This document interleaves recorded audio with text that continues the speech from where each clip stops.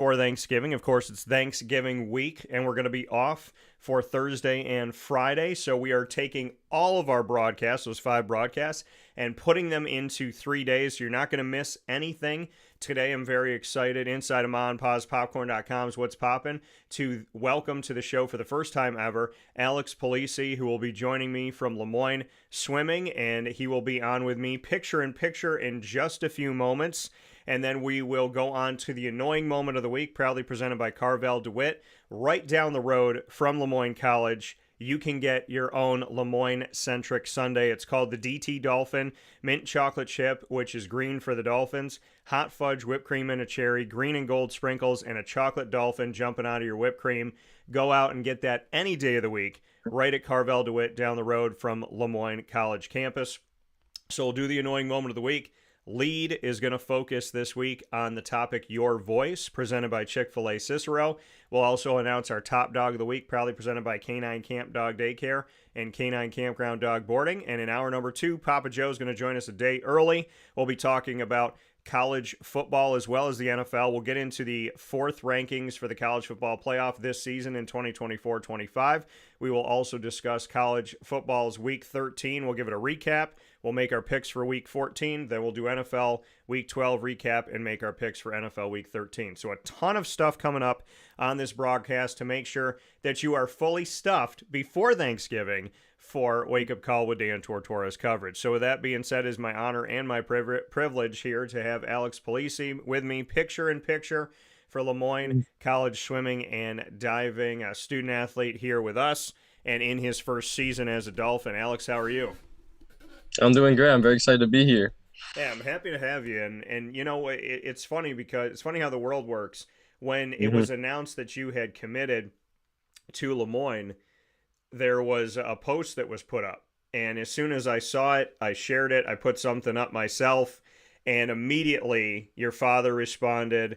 And there Yeah. was all of this kind of fanfare around you coming to Moyne.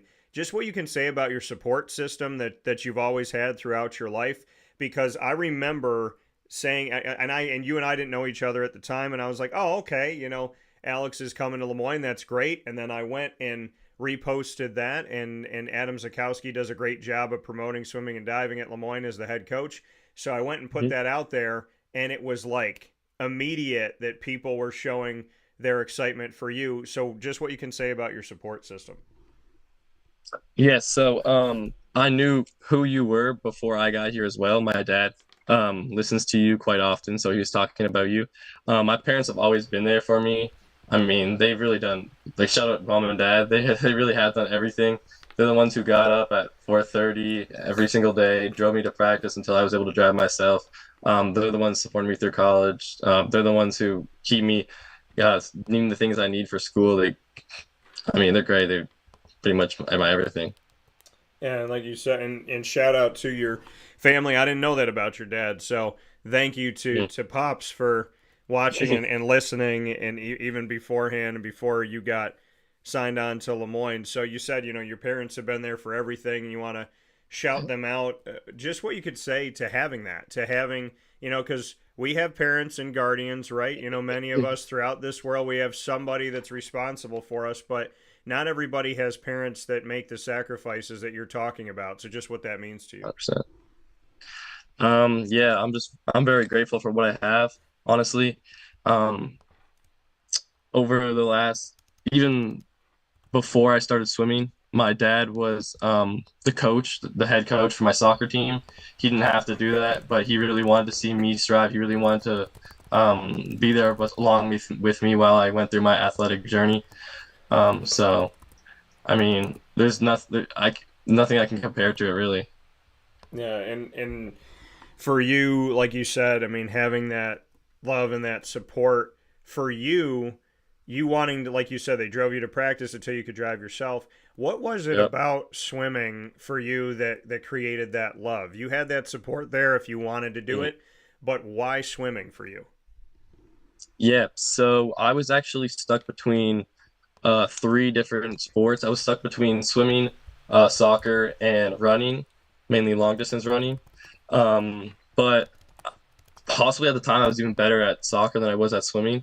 But I just love the pool. Even when I was 7 years old, before I started competitive swimming, I told my parents like I wanted to race. Like that's what I wanted to do before I even got into it.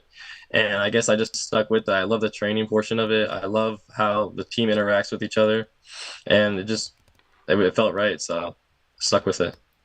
And for you, I mean, do you remember the first time you got into a pool? Were you little, or just bring me into kind of being kind of starting off? Because you said you chose between three sports, but to go back even farther, do Mm. you have any memories of jumping in a pool and being like, yeah, this is fun, but I feel like I can do this? Yeah, so I started very, very young. I was doing lessons with my mom when I was 4 months old, possibly, and I was just enjoying the water. My mom told me like I was just one of the babies who was just kicking nonstop, having fun, and all of the babies were just like crying and stuff. So even from like the youngest age, it was right. So, Alex, what do you like about it to this day? What is it about swimming here and collegiately doing it in a Division One program in the NCAA? If you liked it so much as a baby when the other babies were crying, why do you still love it now? Yeah. Since I've moved to short course yards and like the college aspect of swimming, it's been a lot more exciting, a lot more uplifting, especially from teammates cheering you on. How little things in swimming can make such a big difference, and how you have to continuously train to get better and fix those little tiny things. It's unlike any other sport, especially team sports, because it really is super mentally challenging. And I just I love it. I don't know. It's the Yeah, best thing for me. and I've been around this program for a while, over 3 years of talking to Adam Zakowski, the head Hmm. coach of men's and women's swimming and diving at Lemoyne. How would you describe the atmosphere and the culture specifically of Lemoyne's program? To be honest, that's probably the main reason why I'm here for the swimming aspect of it, is because I found home with the people around me. The team atmosphere is absolutely amazing. I mean, after each practice, we're all like, "Good job, good work." We're all congratulating each other, Yeah. especially after a big race. We all watch each other's races. We're right there, right on the pool deck. Sometimes even in the lane, like while you turn, you can literally see everyone like yelling. And I have videos from the past meet of just almost the entire team supporting me through my race. So the team atmosphere is just absolutely amazing, and I'm probably gonna build friends for life. When you came and visited Lemoyne, did you feel that before you even got here? Did you get to be around the team and kind of get their environment from the time that you spent with them? Did you kind of get a vibe for the fact that they're supportive of each other? So I had an official visit here, which was only one night, but I did get to meet the whole team. And just that one night, I could just tell like this team is where I belong. Because the other, not to hate on the other schools, but the other schools I visited, they seemed a little almost depressed or sad throughout the day, and they Yeah. didn't really like want to go to practice. They weren't striving to be better. But with Lemoyne, yeah, I found that they were really like engaged with the sport, and they really wanted to be there and get better. So Alex Pilieci here with me from Lemoyne College Swimming and Diving, a student athlete here for the Dolphins. So you said, I mean, you only come for a night on your official visit, but you have mhm, the opportunity to be around the entire team, and you see mhm, happiness, you see excitement, and when you went to other places, you didn't see that same vibe. not nearly as much now.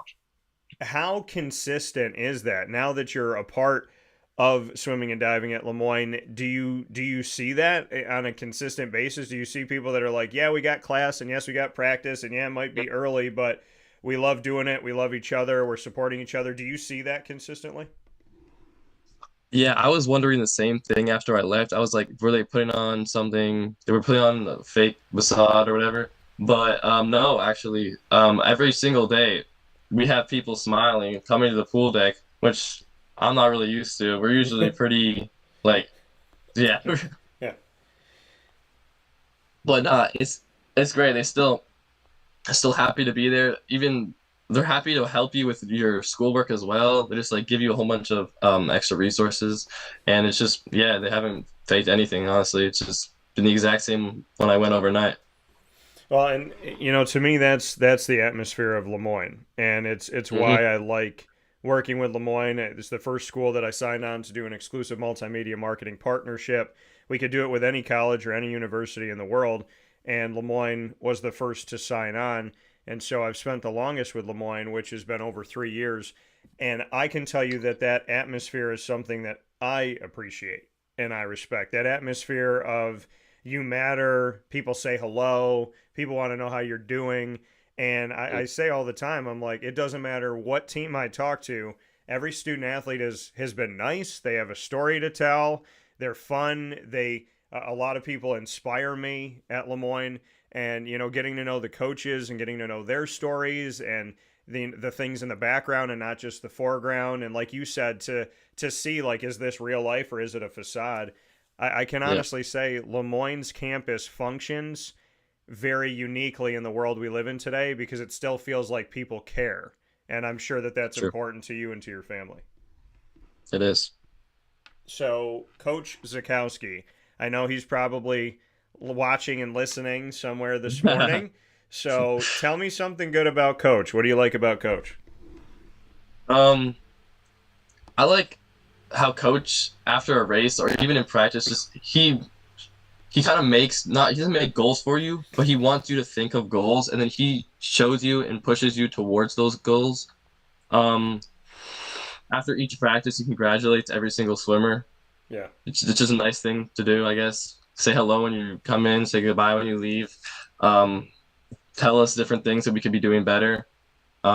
Focus on each individual person and just like kind of break us up, but don't like he's honestly probably the over the short period of time probably the best coach I've ever had, which is a pretty hard thing to say because I have had a decent amount of coaches. But yeah, he really pushes you to get better. He's been doing a lot of work behind the scenes that I can't speak for, but yeah, he's been great so far. And you just said in a short amount of time, and you just got to Lemoyne, and you said that Yeah, Adam Zakowski, arguably the best coach you've ever had. What makes you 100%. say that in this short amount of time? Um,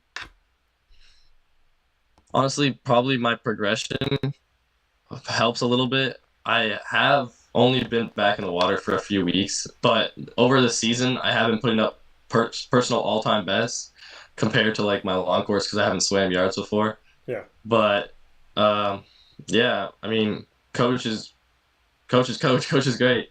He just does things for me that no other coach really has. So yeah, Well, a shout out to Coach for sure. I know that there's 100%. been different games that are played when you guys are on the road and you're looking for something to do. I've spoken with the team before about some of the games that they put together, and there's some strategy ones. There's ones where Yeah. somebody's essentially the wolf, so to speak, and you're trying to figure out who it is and whatnot. Are you guys still playing these like mystery games where people take on different roles and kind of separate on the team into different pieces? Are you doing other things? Because I've been kind of really intrigued. Now, I shouldn't say kind of, I've been really honestly intrigued by the Mm. fact that it's like, yeah, it's not like, oh yeah, we go play Xbox or, we sit on our phone. It's like, no, Yeah. we all get together and we try to do these games that cause us to think and interact with each other. Are you guys still doing that stuff? Yeah, so we do a bunch of team building activities. We've gone out for bowling. Some of us have gone to a fair. We've gone to different like Halloween type scary things. Yeah. But yeah, we just love talking and building team chemistry. Honestly, it's probably one of the greatest things. We don't just have to sit in our dorms, texting on our phones. But occasionally we do like to run a little bit Mario Kart. That's probably one of our main games, like video games. And yeah, I don't know. You said Mario Kart's one of your main games. Yeah, Who's the best at Mario Kart? Be honest. in the whole team, Yeah. um, I'm probably gonna have to give it to Lucas. Lucas, okay. All right. Yeah, Where are you in the grand scheme of things? Where are you in the yeah. Mario Kart world? Where are you on the leaderboard? Right now, I'm not the best. I would say give me like middle of the pack to like lower high of the pack. Okay. All right. Middle of the pack right now. See, Mario Kart, that's a good game. It's a good game to test yourself with, good game to have fun with. There's a lot. I feel like I can hold my own with Mario Kart, so I'm sure you can rise up the ranks. You're also, young on the team to it, so you got plenty of time to get better here. But speaking of getting better, from the day you came into Moyne to where you are right now, where have you improved? So training is a lot different than what I'm used to. I'm used to a lot of yardage and basically no weight lifting, no weight training at all. So it's been very different. I've improved the most, I would say, off the walls and underwaters. Um, but yeah, I'm still not completely used to yards. The strokes, I always mess up the wall. Coach tells me that all the time after every race. He's like, "You're half a short too long, half a short too stroke. That could have been point 0.5 faster, whatever." Um, Yeah. and I've been getting a lot stronger in the weight room as well. So that also correlates to speed in the pool. Yeah, I mean, and obviously, the regimen that you have, we went into it a little bit, but what coach asks of you when it comes to the weight room, when it comes to strength and conditioning overall, what you're eating, going out and doing cardio and whatnot. What can you say to the regimen that coach gives to you? Speaking of Adam Zakowski, and just overall, just what you think that has done for you, just what that regimen looks like, and how it has challenged you, like you've been saying, to go a little bit deeper into the regimen that he gives. Yeah, so on double days, Monday, Wednesday, we usually do about an hour dryland, hour swim, and that's split up into 4 different groups. So we have 4 captains on the team. Each captain has about 10-ish people, I would say, that they must kind of remind to reach out to, whatever. But they take those 2 people, each 2 people, 2 of them are swimming, 2 of them are lifting, and it's a really great kind of dynamic going on because it's really easy. Because the pool space, we can't, like, we don't want to, of course, we don't want to have too many people per lane because then it's very hard to swim. So just breaking up those groups helps a lot. And then um, going into like the weightlifting side of things, recently we've been doing a lot of legs because coach definitely our team probably struggles most on the walls and underwater, so probably get beat. So he wants us to get a lot better at those. We've also been doing widths in the pool, which is kind of just going as fast as you can underwaters, not like the whole way, but like the width wise, and that's been helping a lot too. So training regimen has been great for me and really helped me improve over the short period of time. Yeah, that's awesome, and I'm happy to hear that because, like I said, you're a freshman, plenty of time. Dolphin Dive, Yeah. Alex Pilieci, Moyne College swimming and diving student athlete, Ottawa, Ontario. I listen for it because I have friends up in Canada and I love the country of Canada. I'm also, since day zero, since 94 when the logo came out, 95 when they started playing, I am a diehard Raptors fan. So I am all about Toronto, Ontario, Canada. I've been up to Ottawa. I've been to Kingston. So I've been to a bunch of different parts of Canada. So I want to shout out where you're from, Ottawa, Ontario, Canada. And I'm listening for that. And when you said about, I heard it there. So Yeah. so it has is the accent going away? Is it staying? Can people hear it in you when you're talking? Do you have to be around your family for it to kind of kick in? What can you say about the accent? Because I can hear it, but it's not as pronounced right now. Yeah, so I have been not necessarily bullied, but I've been teased on the team a lot for it. I kind of feel like I've been getting used to their accents because Syracuse also has like a weird accent where they pronounce the A's really strongly. So I've kind of been not hiding it, but trying to like make it more, not like make it unnoticeable. But yeah, I've definitely been getting teased a lot for a bunch of different words. So bring me into Ottawa, Ontario, Canada. See, now I'm going to say about. Whereabouts are you from? And just bring me into describing home and just what you love about Ottawa. Yeah, so I'm from a very small town. I'm from North Gore. It's like a not like a farmland, but there is a bunch of farms around us. We do have a lot of space, like where I live. It's very in the middle of nowhere kind of thing. Yeah. I've always been used to the small like environment, so I love where I come from mainly because I don't know, it's like all I've ever known kind of thing. Like I don't really know what it'd be like to live in the city or like a massive school. So to me, that's another reason why Lemoyne felt right is because this is kind of what I'm used to. Elementary, middle school, all pretty small schools, get to know everybody. So yeah, Ottawa's great. Ottawa's home. Never want to change that. How did you hear about Lemoyne from up in Canada? Mm. So I believe I received an email from Coach Adam, and I didn't know the school at the time. So I started getting to know him, started getting to know the coach. We talked a little bit, and I was getting intrigued. So then eventually I took the opportunity to come down here for an official visit, and I love the school. So I made my decision that this is where I want to be, this is where I'm gonna be, and hopefully I can do my best in swimming and academics.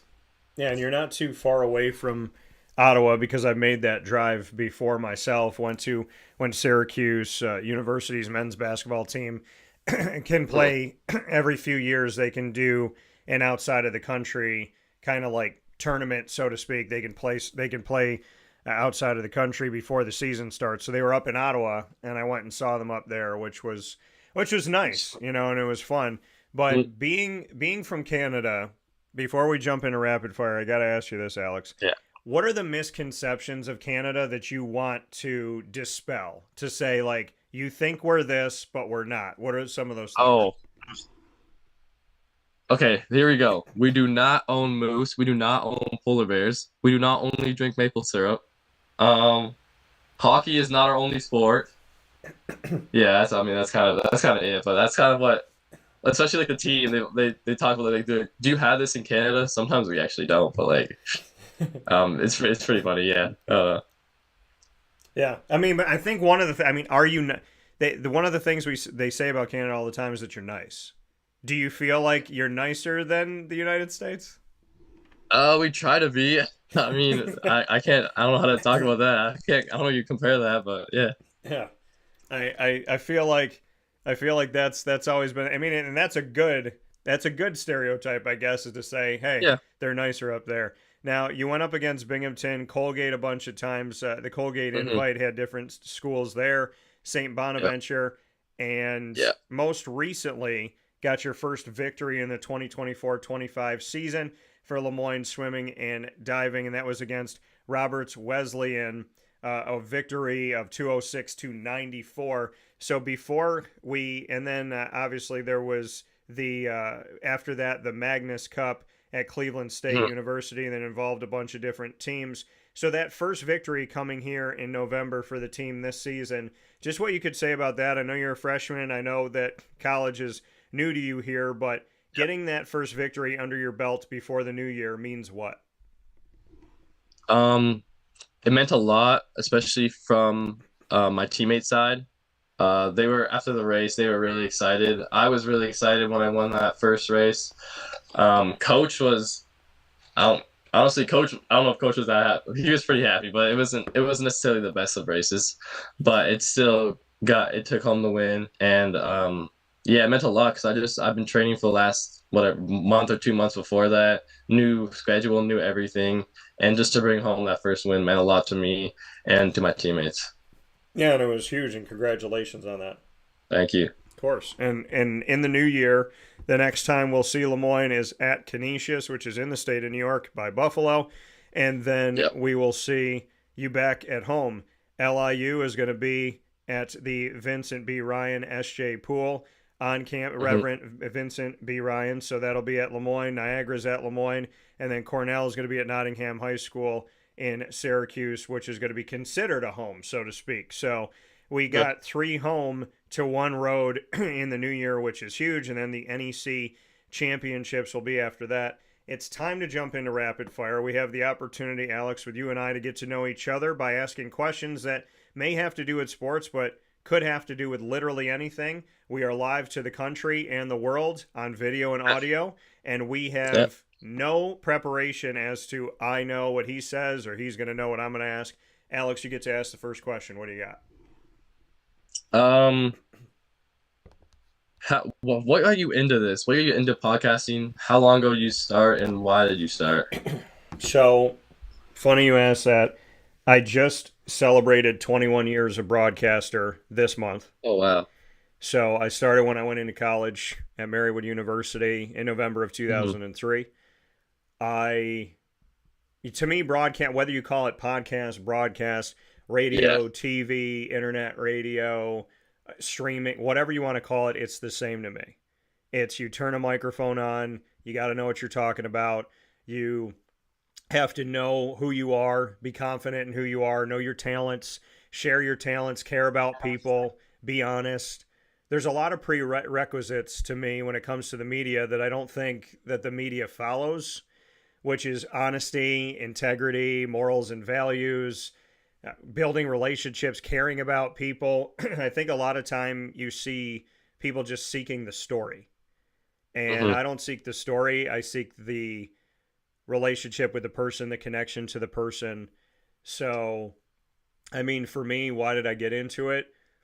I have a photographic memory. I love sports. I have always cared about it. I've watched it my whole life and I've always been around it. My grandparents, my parents, watching games and whatnot and bringing me to games.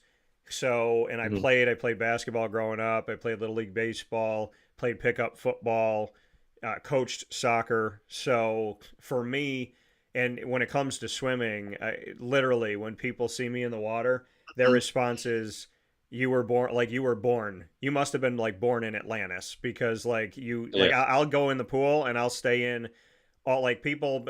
They go out, they go on a vacation, they sun, get in the water for Hmm. 10 minutes, get back in the sun. I'm in the water for like 8 hours. So Wow.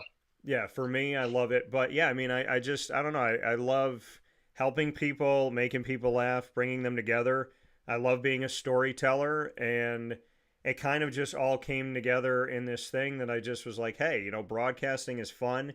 I get to be original, innovative, and unique. I don't like that people copy me. They say it's the highest form of Hmm. flattery, Alex, but I also think that it shows that you don't have any belief in Ideas. yourself to create your own Oh, okay. way. Hmm. So, I mean, to me, it's always been about creating, being unique, being innovative, being different.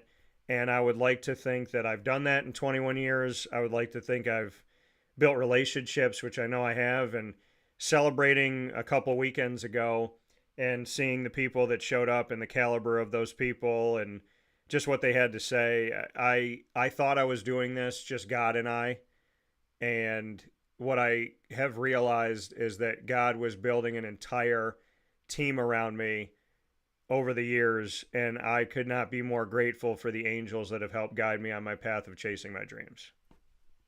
I'm glad you found your passion because that's a very hard thing to do, and it's a lot of people here. That's what college is about, finding your thing. So I'm glad you found that.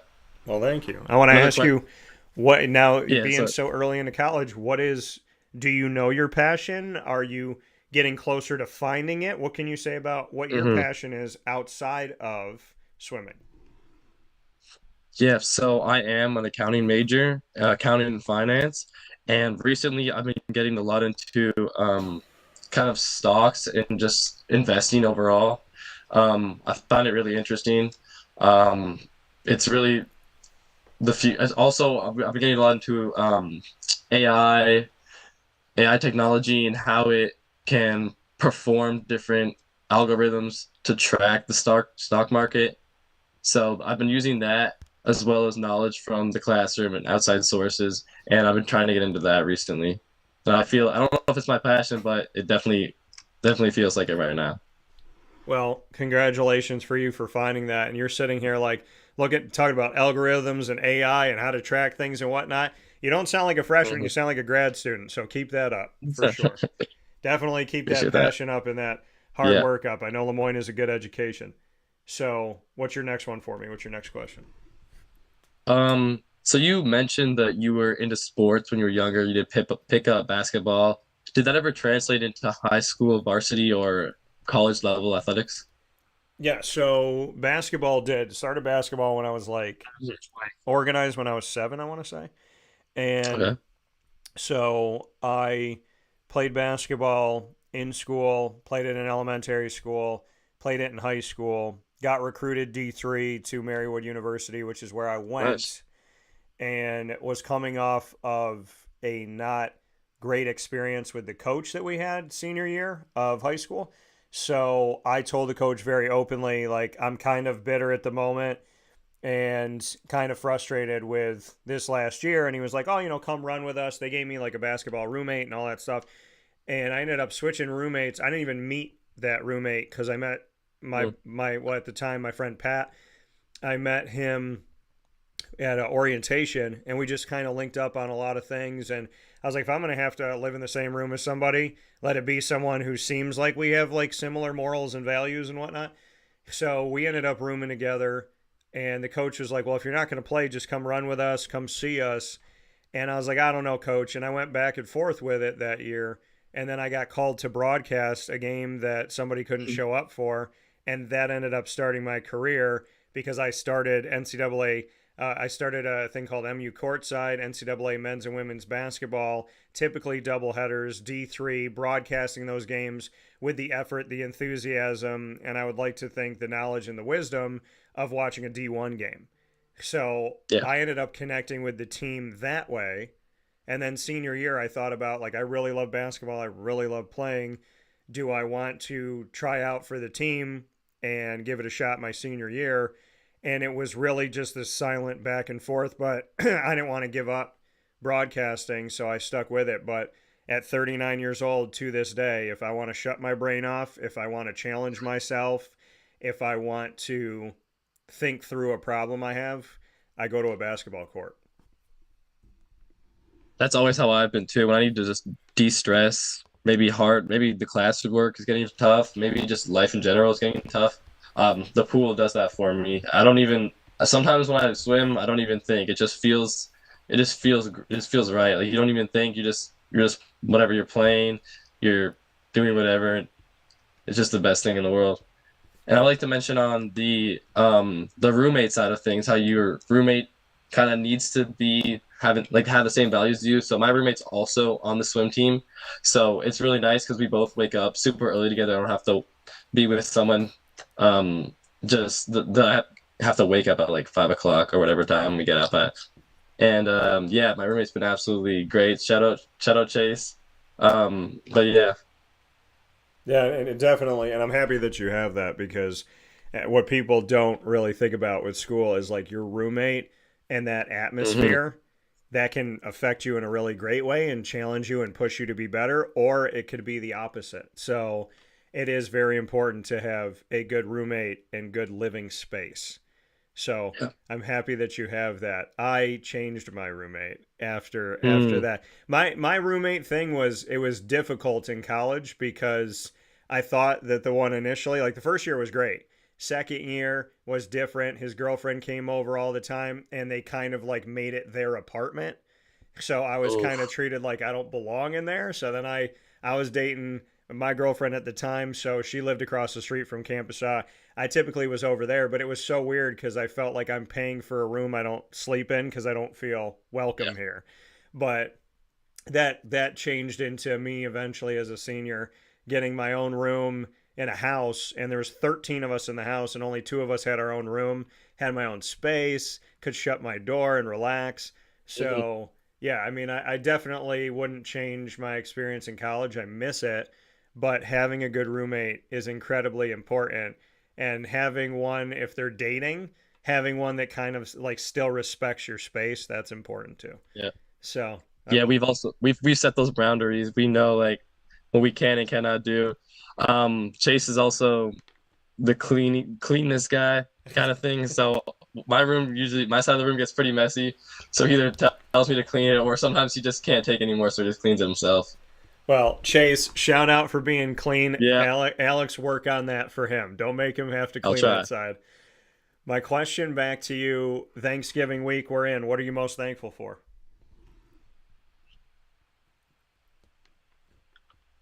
as I mentioned at the start, I'm probably most thankful for my family. Yeah, my mom and dad have really been there for me, done everything for me. They're the ones who are paying for me to go through college. They're the ones who always supported me, no matter what I'm doing. They've always been proud of me, even when I made mistakes. And yeah, I'm just most thankful for my family. I love that. Shout out to your family. Shout out to mom and dad. You get the final. You get a bonus question because you've answered all of mine. So you get the final rapid fire. What do you got? Oh, I don't know if I have any more questions. Um, Anything in the world. yeah. Okay, do you want to tell me like a quick story, a quick funny story from college about literally anything? Yeah, I can. So I'm a prankster, and I like to. I can't tell you about some of my pranks because they weren't Yeah, they. of course.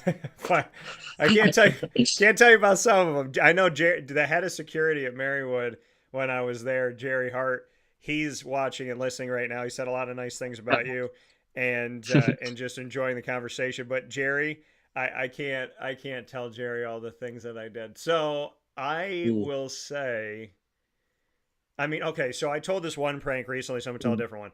So my buddy Steve Stahl, Steve, if you're watching and listening, I love you dearly. Don't get mad. So Steve, for whatever reason, he liked hanging out with my roommate Pat, and then like we were all friends, but he would hang out with Pat, and then he wouldn't necessarily like give me that same attention, so to speak. So Yeah. I was like, whatever, Steve, do you. But when Pat went over to see him. We were two doors down, and Pat went over there, and there was a crack under the door so you could see a shadow. And Pat said, "Hey, Steve, it's me. Let me in." And Steve was like, "I know Dan's here," I didn't say anything, and he's like, "No, I know Dan's there, and Pat, you can come in. I don't want Dan to come in." So, and I have no idea why to this day, but he could see my shadow, so he would say to me, he was like, so I was like, "All right, Steve, whatever, I'm leaving." So then I went back to the room and I grabbed water. I grabbed a glass and I filled it like three-quarters of the way. And then I came Ooh. back and Pat was talking to Steve, and I put my feet on either side of the door so you couldn't see my shadow. And Steve goes, "I still think Dan's there." So he gets down on the ground and I can hear him. His face is on the ground, and I'm looking at Pat like, Yeah. keep talking to him. His face is on the ground. He's like, "I can see it. I can see these right there. I can see his feet. I can see his sandal." And so he's on the ground. And as he's talking to Pat, I'm going, "Keep going." And I'm bending down as I'm saying it. And I took the water and I threw it underneath the Yeah. underneath the crack there in the door. And so Steve was like, "I could see it." And then it all went in his mouth. And so that was probably one of my best moments, and that was fun. That was when Steve declared war. I also roped his door to the Ooh. janitor's closet so he couldn't get out of his room for 2 hours. But like, Oh there's wow. there's a lot of different things that I did. But in my defense, Steve declared war on my household, and as an Italian Spanish man, if you write it in blood, it's there forever. Yeah. So Hmm. to this day, if I see Steve, I might do something. So you guys just have that relationship kind of thing, the prankster relationship going on. Oh, I mean, and the thing is like Steve will copy my pranks. So after I did the water Uh, thing, I said to Pat, I go, "Put a towel under the door." He goes, "What are you talking about?" I said, "Just put a towel at the door." I said, Steve is not smart enough to come up with a better prank than me. Just put a towel under the door. Because he's a smart man, but when it comes to pranking, he yeah. would always copy it. And so he puts the towel under the door, and a couple hours later, sure enough, we pick it up, and it was damp because he tried to do the same thing. Okay. So Yeah. but Steve is very intelligent. He just copies my pranks. But Steve, I love you dearly, and I would still like to get together with everybody because I'm due for a prank here. So Jerry said, "Do you really think I don't know at least some of the stuff you guys had done?" Steve's a good guy too. He is, and you know what? I think the thing is, Alex, and I'll tell you this: if you're a nice person and you're a kind Hmm. person and you're a good person, you can get away with having a few pranks here and there as long as you're tasteful. That's what I'll say. I believe in that too. Yeah. So, I do. Chase, this is what I would tell your roommate. Chase, right Watch now, out. in this moment, when you get back to the room today, Chase, I need you to shake hands with Alex, look him in the eye, and form a roommate truce that you will prank as a team, but never against each other. But the moment you prank him, Chase, I am opening up Alex to have anything he wants to do to prank you back. There are no holds barred. So Chase, shake his hand and make a truce today, because you do not want your roommate to prank you. But I will say that if you guys have a couple pranks, tasteful pranks, nice pranks, then, enjoy them, because I definitely had a good time making some funny moments in college, I'll say. Yeah, I haven't had an experience yet, but there's a few pranks I've thought of. Okay. Some of them might get coach involved, but yeah. All right. Well, think about getting coach involved. Adam, if you're watching and listening, I'll give you guys some ideas. With that being said, Alex Pilieci here, Moyne College swimming and diving student athlete coming from Ottawa, Ontario, Canada. Shout out to mom and dad and the whole family. Thank you to your family for watching and listening. And to the Dolphin Dive here in our exclusive multimedia marketing partnership with Moyne. Alex, it has been my absolute pleasure. Happy to finally get you on the show, and I look forward to seeing you soon. Thank you for having me. Take care. Happy Thanksgiving. You too. Thank you.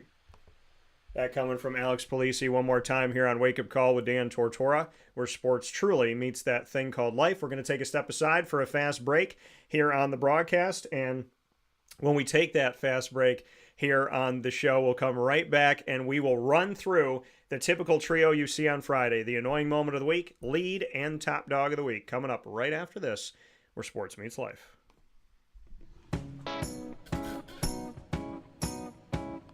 In these unique times, there are those in our community that give us a sense of normalcy and positivity. Pizza Man on 50 Oswego Street in Baldwinsville has been here for you for over 35 years and is here now.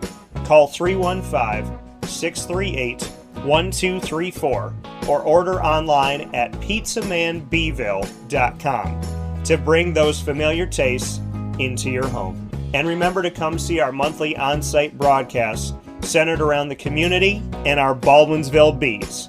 Pizza Man in Baldwinsville. Any way you slice it, they are always here for you.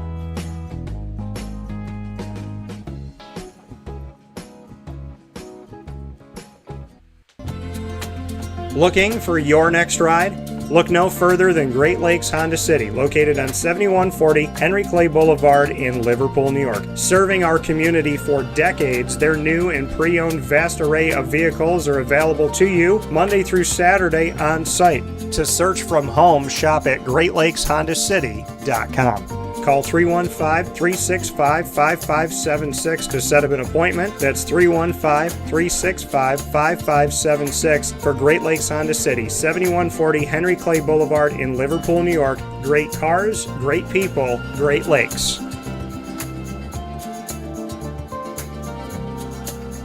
All right, you need to come out here and get yourself the Brooklyn Pickle. I was talking about this with one of my buddies. I was like, yo, there's no better sandwich in the state of New York than the Brooklyn Pickle. And now that I found out that they're going down to North Carolina, we are taking over your taste buds everywhere you are, wherever you're going to be. You need to get yourself out to the Brooklyn Pickle. Pinehurst, you just realized that you found yourself the best sandwich shop that you're ever going to have. This is a glorious moment. It's a blessing to your community. You're welcome. Brooklyn in the house, baby. Go over to the Brooklyn Pickle. You already know what it is.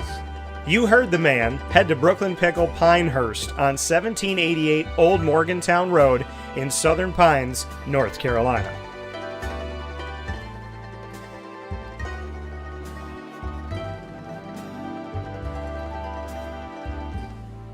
And a welcome back here to Wake Up Call with Dan Tortora, where sports truly meets that thing called life. It's time to jump into the annoying moment of the week. Dan Tortora proudly brings you... Is that for real? Are you kidding me? The annoying moment of the week. I really, honestly, I don't know how to respond to this. Presented by Carvel DeWitt, 4322 East Genesee Street. It's what happy tastes like. Do you have to be that crazy? I guess so. The annoying moment of the week. Oh, man. Where can I go today? So many places. So little time. So much. The annoying moment of the week for me. Man, just be yourself. You know what I mean? Just be yourself. It's annoying to me when people feel like they got to be somebody else. Just be you. Right? God made you. There's only one you. There's no other you out there. So go be you. And one thing that I'm totally sick and tired of is when people don't appreciate the blessings that they have. And I'm going to include myself in that. But when you got something right in front of you, you don't pass it up and let it go. You get yourself together. You figure it out. So many people today, they run away from their problems. They run away from good people. They run away from good opportunities. They run away from good jobs because they're afraid. You pray and you pray and you pray and you hope and you pray and you pray and you hope to get this thing, and then you get it, and then you're so afraid to lose it that you run away from it. Don't run away from stuff in life, right? You're never going to know what you can be if you run away. So stop running, start facing. Even if you're scared, even if you're worried, even if you don't know, even if you've had a bad experience, even if life's been hard, don't run away from a good thing. Okay? Don't run away from a blessing. Don't throw in the trash something that someone's going to pick up and go, oh my God, I can't believe they threw this away. So appreciate what you got. Challenge yourself. And go out there and do the best you can. And don't be afraid to succeed. Okay? Don't talk about it. Be about it. Do it. And I'm talking to myself too. That's the annoying moment of the week. Proudly presented by Carvel DeWitt. Lead. Let's jump into lead here. Learn, evolve, ad-lib, and deliver. Lead coming to you here on Wake Up Call with Dan Tortora, where sports truly meets that thing called life. We're going to jump right into lead. And today's topic, what is a leader, was last week. So today's topic is going to be here on Wake Up Call with Dan Tortora inside of lead, learn, evolve, ad-lib, and deliver. Proudly presented by Chick-fil-A Cicero. The topic is your voice. Don't let that thing be silent. Use your voice. Believe in your voice. Value your voice. Because your voice was given to you, again, given to you by God. There's a song called Little Voice. And it's about somebody who's talking about, it's just that little voice. And when you're listening, sometimes that little voice can say the biggest things. And it's about quieting that voice inside of you. And this person saying, you know what? No, I'm not going to quiet this voice anymore. I'm going to let this voice speak again. I'm going to let this voice, which is me, talk. And I'm going to listen. That voice inside of you, that compass, that Jiminy Cricket, God, conscience, whatever you want to call it. But to me, it's either God himself or it's God guiding that voice inside of you that helps you to know which way to go, what to do, to keep striving, to keep going, to keep moving, to keep trying. Don't quiet that little voice inside of you. Listen to it and make it bigger. That voice of hope. That voice of love. That voice of trust. See, it's hard for us to trust our gut because sometimes we think we're listening to our gut and sometimes we're listening to our fear. Sometimes we believe the voice that we're paying attention to is a voice that is guiding us towards something with... Sometimes we think it's God, right? Sometimes we think it's our gut. Sometimes we think it's, the right voice, and sometimes it is a voice of fear. Sometimes it is a voice of doubt. It's important to differentiate between the voice inside of you that is working against you and the voice inside of you that's working for you. Because we all have that other voice, that negative voice, the one that is trying to talk us out of things, the one that's trying to get us to go down the wrong path, do the wrong thing. It's important to differentiate between the voice of doubt and fear and the voice of love and hope. That voice is the voice I'm talking about. The voice of love and hope. Listen to it. Hear it. When you don't know where to go, when you don't know where to live, when you don't know who to be with, when you don't know what job to take, when you just don't know what to do, get quiet. Pray, even if you never have before. And listen to that little voice. Because no matter how old you get and no matter what you've been through, that little voice, that's the one that reminds you of who you are. It's the one that tells you, hey, remember me? Remember what we care about? Remember what matters to us? That little voice is a voice that's going to bond you to you as a kid, you as an adolescent, a teenager, an adult. That little voice that I'm talking about is the voice that is you. Beyond all those voices of people telling you what to say and do, beyond all that criticism on social media, in the media, or wherever, there's that little voice that is speaking to you, reminding you, this is who you are. Hear that voice when it says, hey, don't be afraid to be you. Don't ever be afraid to be you. This is Lead, Learn, Evolve, Ad-Lib, and Deliver, proudly presented by Chick-fil-A Cicero, 7916 Brewerton Rd in Cicero, New York. Head out there today. The Peppermint Chip Shake is back, and you know your boy loves it. Go get it today and leave some for me. Top Dog of the Week coming to you a couple days early. Canine Camp Dog Daycare and Canine Kampground Dog Boarding. Who's my top dog of the week? My top dog of the week is the beautiful, wonderful Lorraine. And Lorraine is the owner of Canine Camp Dog Daycare and Canine Kampground Dog Boarding. And you say, well, Dan, you're making Lorraine the top dog of the week? That's not fair, Dan, to make her the top dog of the week. She's the owner. Well, listen to me and listen to why. Lorraine is the top dog of the week, in my opinion, because Lorraine has a fantastic spirit. Take away the fact that, yes, she has a wonderful business that is thriving, that is helping dogs for short and long-term care. I'm talking about Lorraine the person. And Lorraine the person, she's a sweetheart. She does things early. Her on time is early. She's kind. She thinks of everybody else. And even in the darkest hour that she has, she takes time for other people, remembers things about other people, reaches out to other people, and makes sure that those people know that she cares about them. Lorraine, to me, doesn't get told enough, definitely not by me, and I'm going to change that she is a absolute wonderful human being. The sacrifices she makes, the work that she does, the love that she has, and no matter what she's going through, she is a beating heart to help other people beat. She's breath when people don't know how to take their next one. Lorraine is one of those angels that you meet on your path that you just cannot ignore and overlook. She is someone that has helped me through some of my darkest hours. Somebody who has been there, someone who can tell you 5 minutes of advice, but it sticks with you. Somebody who could talk to you about a problem once or twice, and what she says matters. Lorraine is a genuine heart, a heart that cares, a heart that seeks to understand and not just be understood, somebody who gains knowledge and wisdom and who goes outside of themselves to always try to help other people. We talk about where are the good people? Well, 228 Old Bridge Street in East Syracuse at Canine Camp Dog Daycare, 242 Johnson Street in East Syracuse at Canine Kampground Dog Boarding.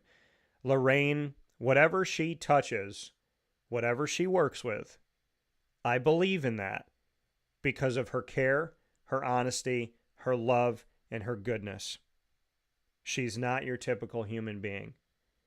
The person that she has chosen to be is a person that is remarkable, someone I respect, and somebody that I truly enjoy knowing is alive in this world. Her soul is a light to others. Her soul is a guiding light on a path where you don't know where you're going and everything is dark. At a time where you're confused, at a time where you feel sorry for yourself, at a time where things haven't gone your way or you don't know what to do next, Lorraine is that voice that you can count on as a friend to always be there, to always listen, to always support, no matter what. So Lorraine, today, I turn the attention to you and remind you that I support you. I trust you. I respect you. I appreciate you. I'm thankful for you. And anything you need from me, from Mom and Dad, from Lily, you got it. We love you. My top dog of the week, Miss Lorraine Perry, because she should be recognized for the beautiful, wonderful light she is in this world. Top dog of the week, proudly presented by K9 Camp Dog Daycare and K9 Kampground Dog Boarding. We're going to take a step aside, and when we come back, Papa Joe is here a day early, and we're going to run through an hour's worth of information. We're going to give you so much in a short amount of time. You better be ready right after this, where sports meets life on Wake Up Call with Dan Tortora. Stay with us. Here's a message from Renee from Brian's Landing, located on 6523 East Seneca Turnpike in Jamesville, New York. Open Tuesdays and Wednesdays for dinner, Thursday through Saturday for lunch and dinner, and Sundays for brunch. It's a lot like the way that my mom and dad ran their restaurant. We have put in place a lot of people that are family to us, very similar to how my dad hired people that were family to him. And then the tradition I'm carrying on is a lot of the items that are on our menu are my dad's. And he taught our chefs how to recreate his dishes. So I think that Tommy McInerney, who our executive chef is, to him it is an art. And I think that when he does create a dish, it's not just about making the food taste delicious, which is definitely our priority, but it's an art to him, and it's almost like his canvas on a plate where he just wants the colors to look great, and people love it because he takes pride in that. And Brian and I appreciate that. We want it to obviously look good and taste good. I will tell you, when we opened up, it was 6 weeks before COVID. And what was amazing was the community, our friends and family stepped up, and everybody did takeout. Everybody supported us. Our hearts were just so filled. So to Brian and I, obviously our friends come all the time, and we just have repeat customers in Jamesville, and I think people going to our previous restaurant in Green Lakes are making the trip to come to Brian's Landing to support us. And I mean, I think we have great food and a great atmosphere. So it's very, very important to us. Head to Brian's Landing, located on 6523 East Seneca Turnpike in Jamesville, New York, where memories have become recipes that are now meals to share with you. Tuesdays and Wednesdays for dinner, Thursday through Saturday for lunch and dinner, and on Sundays for brunch. And be sure to come out for live music Friday, Saturday, and Sunday.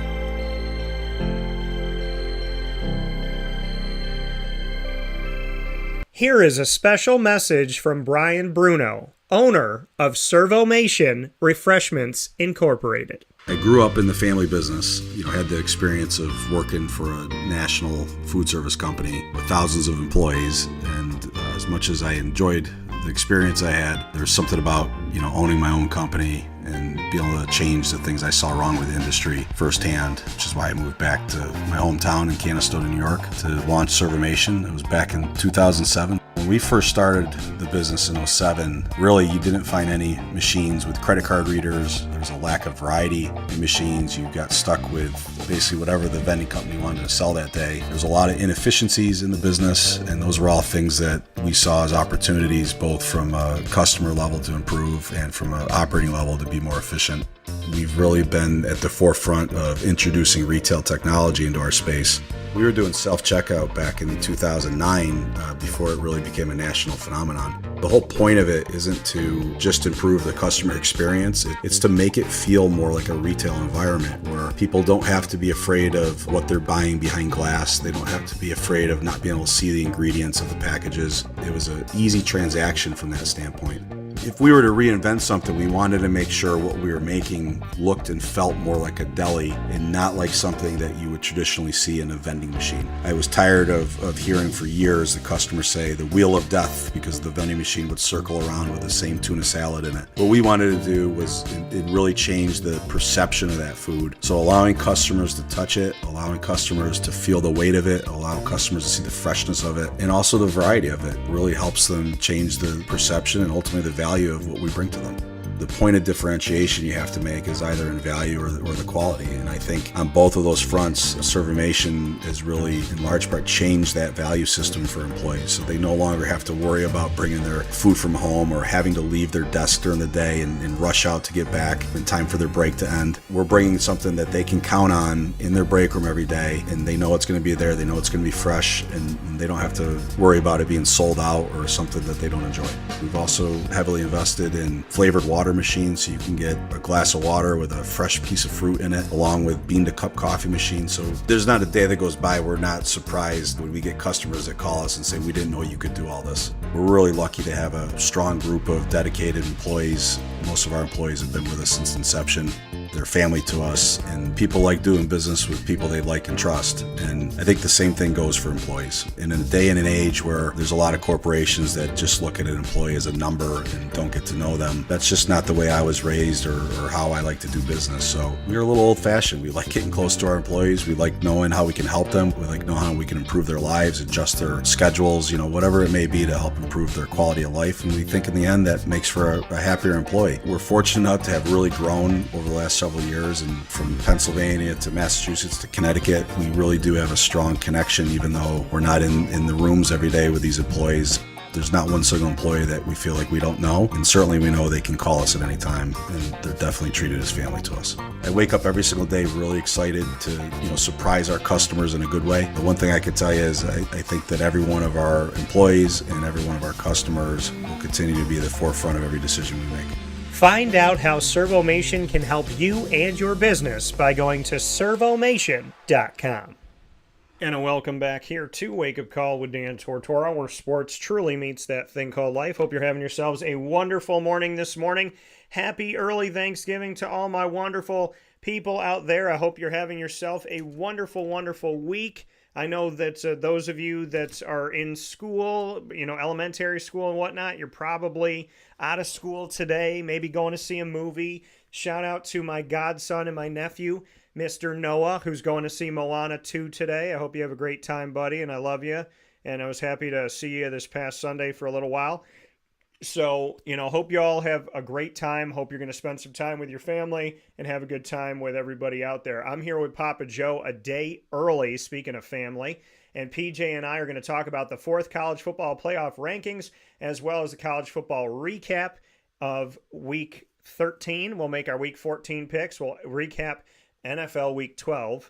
And we will make our Week 13 picks. So we got a bunch of stuff to do in just an hour's worth of time before MT cracks the whip and puts Papa Joe back to that Thanksgiving work. So with that being said, PJ, how are we doing? Very good, Daniel. Nice to hear from you, and it's going to be good to see you. Yeah, it'll be good to see you too. For those of you that don't know, PJ and I get to be around each other next week. So just a few days from now, we'll be able to spend some time together, which will be an awesome, awesome thing. It's been a minute, and so I can't wait for that. With that being said, PJ, college football playoff has given its 12 here, and I was going to send it over to myself, and I think I might still be able to. But in the meantime, I am going to just address kind of what we have here for the college football playoff, because I put it up on social media. I actually put it up on I can send this over to myself, because I want to make sure that we get to see this here. So I'm going to go ahead and do that now so that we can see it on the screen, because I took a picture of it courtesy of ESPN, who had the coverage of it. But I want to bring up last week's rankings and show you where things were here, because there's some teams that changed. Notre Dame changed. Alabama, definitely. They changed. Indiana changed. Some schools changed here. I'm going to take this one off, and I'm going to bring up to you the one that came out yesterday. I was on the call yesterday with the college football playoff and had the opportunity to hear about their reasoning for some of the things that they chose. So now it's up on your screen. Now you can see it here on Facebook and YouTube at Wake Up Call DT. You're also listening on wakeupcalldt.podbean.com. So the bracket is up. The number 1 seed, Oregon, stays the same.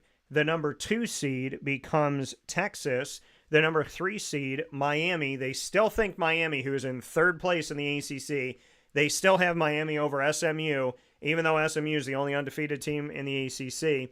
And then they have number 4, Boise State. Keep in mind there are 5 automatic bid, or there are 5 auto bids. Conference, the 5 highest ranked conference champions, wherever they're ranked, it doesn't matter. They may be ranked 20th, but the 5 highest ranked conference champions of the 9 conferences that have a championship game this season, they get automatic bids. The top 4 of those 5 get put in to the quarterfinal round and don't have to play a first round game. The 5th is guaranteed a spot, but it could be anywhere from 5 to 12. And PJ and I addressed that before. So they're saying if Oregon wins the Big Ten, they got them at 1. Texas, if they win the SEC, is at 2. Miami winning the ACC, even though right now they can't play in the championship game, Miami would be 3, and Boise State in the Mountain West would be 4. The 5th seed that they have, or pardon me, the 5th automatic qualifier there from winning a conference championship would be Arizona State, but they don't get the 5th seed. They get the 12 coming out of the Big 12, and the rest are as follows, and you can see it on your screen. Ohio State gets the 5 seed versus the 12 Arizona State. So Arizona State wins the Big 12 Conference Championship in this prediction, and in what the college football playoff looks like right now. If Arizona State is to win the Big 12, they could be playing on the road at Ohio State. In the 6-11 matchup, Penn State and Indiana would play each other from the Big 10 itself. They would have a matchup, and then we would have the 7-10 would be independent Notre Dame against SMU, that for the first time in 4 weeks got some respect from the College Football Playoff Committee, which they should have had from the beginning, in my opinion. And I accurately predicted, there's different things I predicted in this, but one I predicted with Murph early on in the week. He said Georgia, Tennessee. He'd put Tennessee 8, Georgia 9. I put Georgia at 8, Tennessee at 9, and that's how the committee has it. Georgia would have the home game in that SEC matchup. The first 2 teams out would be Clemson and Alabama at this time of conversation. So PJ, with the table set and the screen up here for everybody to see, I'd love to get your thoughts on the college football playoffs 4th rankings of the 2024-25 season. Well, it's interesting. I'm sure there's going to be more movement as we go forward, because it's not over with yet. They're going to have to wait till the last moment before they can make this official. Arizona State at 12 surprised me a little bit, even though they've done a good job. They got a good record this year. I'm sure Ohio State fans are still pissed that they're number 5. They got to play a game. They feel like they should be in front of Boise State, but that's not the way it is when you have an automatic bid for a conference champ, and that's Boise State.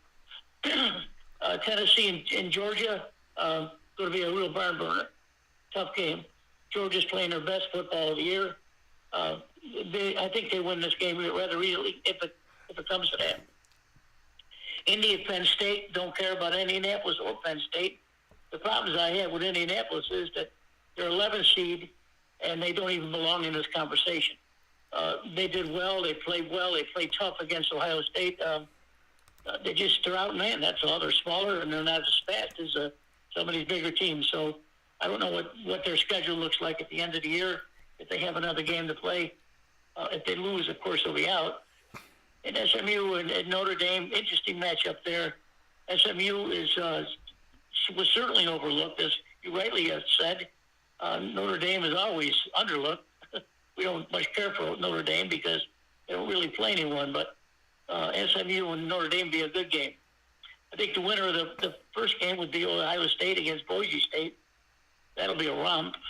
Georgia probably play Oregon. And Penn State will probably play Miami. And then Notre Dame probably plays Texas. So we're looking forward to some serious good matchups. But other than that, there's still a lot to play for. Yeah, and 2 of the questions that I had for the committee, and for those that don't know, we can ask questions on there, but they do it based on what they see kind of coming in. So, I thought I hit the button fast enough, but I didn't get to ask my question yesterday.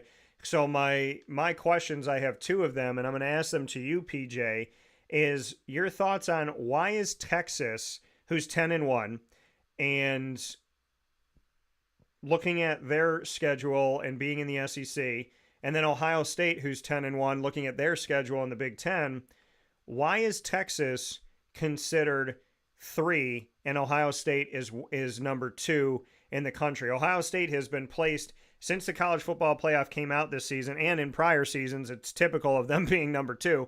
But your thoughts on Oregon is 1, which that makes sense. They're undefeated. Ohio State is 2, Texas is 3. Do you believe that Ohio State should be ranked higher than Texas? Yes or no? I'd love to know your thoughts. No, they shouldn't be. They probably should be ranked lower than that because we don't think that they play that tough of a schedule, and they certainly did this year. But they had to win the big games that they needed to. But they lost to Oregon, so looks like they'll have Oregon in their sights again. Texas is still I'm a little queasy on Texas. They haven't. I don't think they've shown they're that dominant. Ewers is a good quarterback. He makes some mistakes, but I think they have better athletes. So I don't know why the college football poll does this. I guess just for you and I pundits to talk it over. But I do believe Texas is a good solid number 2. Period. Yeah. I mean, I think Texas has earned the right to be the number 2 team in the country right now. We know that Ohio State will be in no matter what they do because I don't think the College Football Playoff Committee can handle not putting Ohio State in, but we'll see where they end up here. My other question that I had, PJ, was Miami is still ranked higher than SMU. Now, in all 4 weeks of the College Football Playoff rankings for 2024-25, Miami has been above SMU. Miami has been in the top 10. To me, Miami hasn't played a great schedule. They've blown out a bunch of teams. They've won games they're supposed to win. They obviously have a win over Florida, who's come up in recent weeks here. Go Gators. And we've seen Louisville, who's been in and out of the polls and not currently in them, but Louisville's done some things, so I guess you can count that as a quality win for Miami. They lost to Georgia Tech, who's not ranked, and that's their only loss this season. But Miami's 6 right now. SMU is 9. My question to you, PJ, is why is SMU still behind Miami when they're ahead of Miami in the ACC standings and they're the only undefeated team in the same conference that they share with Miami? So why is Miami considered so high in the College Football Playoff Committee's mind? And SMU, they keep getting closer and closer, but SMU is literally better than every ACC team right now in their first season in the ACC, yet Miami is still being regarded as better than them when the committee puts the polls out and puts the rankings out. What are your thoughts on this? Because right now, if Miami loses to Syracuse, they're not going to play in the ACC championship. So there's this reality that SMU is going to be in the championship, but Miami's potentially not going to be in the championship if they were to lose to Syracuse. But the committee doesn't seem to care about that. They have put Miami high, and they've kept them high, and they keep them over SMU. And in the same conference, SMU is better than them. So I just want to get your thoughts on why Miami is considered better than SMU in the College Football Playoff rankings when in their conference they're not better. Well, I think it has to do with national exposure. Miami is in the forefront of recruiting these high-star kids, and they just have a national exposure. SMU, for all the good they've done the last couple of years, deserves all the rankings they get. I don't know how this is going to shake out. I don't know if Syracuse is playing Miami, right? Yeah, they're playing Miami on Saturday. Okay, well, that'll be a good game. If Miami probably if they win the game convincingly, that'll probably keep some mouth shut. But, some of the teams that we've talked about, Ohio State, not Ohio State, but Texas and Oklahoma in the SEC, Texas has done a hell of a job in their first year. They just ran roughshod over some teams. And SMU in the ACC has done a good job, too. So, it's a tough question to answer, but I do believe it strictly has to do with exposure. And, of course, they have a Heisman Trophy candidate in Cam Ward. He's probably going to throw for over 4,000 yards this year, yeah. And he looks like he's the real deal. So if you put it together, and all-star quarterback, Heisman Trophy candidate, and Miami's exposure, that's the only reason it is. Yeah, and because they rank Miami so high, it just makes you think, even if they lose to Syracuse and don't play in the ACC championship, that they'll still try to argue Miami in. Because as I tell people, the committee shows you their hand by where they put teams in their first ranking of each season. Wherever they put those teams, because the teams they put really high, they're spreading a narrative of, even if this team loses, we're probably going to try to protect them. And then the teams that are doing really well, but they won't let them, they like move them up a spot or a couple spots. I mean, you think about Army. Army finally moved into the top 20. They lost their first game of the season and they were kicked out. Kansas State has lost multiple games to unranked teams, yet Kansas State's still in the polls, which makes no sense. Illinois being in the polls, that doesn't make any sense to me, other than the fact that they want to make Indiana's only win over a top 25 team look good, so they kept him in and they moved him up to 23 from 25. So you can tell by the committee, based on conference and based on school, who they like and who they don't necessarily want to put in there, based on where they have them. And SMU is one of those teams where they fought it, but you can't really fight it anymore. SMU should be in there. I also want to bring note to the fact that I was watching a network yesterday, and I'm not going to name the network, but I'm just going to say what they did, PJ, is they were talking about, they're like, could you imagine if the American got a team in? Could you imagine if, and I'm paraphrasing here, but they basically said, could you imagine a world where Boise State gets in and like Tulane gets in, and the Mountain West and the American both have teams in? And they laughed about it. And it sounded like being in high school and having a bunch of quote-unquote cool kids making fun of, like, hey, could you imagine, the prettiest girl in the school, Samantha? Well, what if she went to the prom with one of those guys that we think's a total dweeb? That's how it sounded. It sounded like bullies talking about the little pipsqueaks that they pick on, or the people they think that are like little and tiny. That's what it sounded like yesterday, and it really bothered me to hear that. They're like, could you imagine a world with Tulane and Boise State get in? And then they laughed, and they're like, oh, wow. And it just seemed like a bunch of people at a country club talking about teams that don't belong. And I think that that's the problem with the college football playoff, is that people in the media don't help the situation, and they push these narratives of, here's the power conferences, here's the group of whatever, and they push this narrative. And last night, they pushed that narrative. Last night on international live television, they were laughing about certain conferences getting into this thing, and I think that's ridiculous. Very well said, and true, too. There is no rhyme or reason how these people think. We've tried to figure it out for years. But again, it all has to do with money, too. I see that the Big Ten's probably going to have 4 teams in, the SEC 3, ACC probably 2. Look at Clemson's still in the deal here. Yeah. Clemson can still play the ACC championship if Miami loses, right? Yeah. So, Clemson's not out of it. Neither's Alabama. I think in my other notes, before the teams that are the out teams are Alabama, Ole Miss, Clemson, and South Carolina. Well, South Carolina you could probably eliminate, but Clemson, Alabama, and Ole Miss still have a shot, even though Ole Miss has got three losses. Ole Miss plays serious offense. They got the best quarterback in the country, although he didn't look – well, he did a good job this against the Gators, but their defense is just awesome right now. So that's it, Daniel. That's it. Yeah. Here's the thing that comes up, and I'm actually writing this to Greg right now.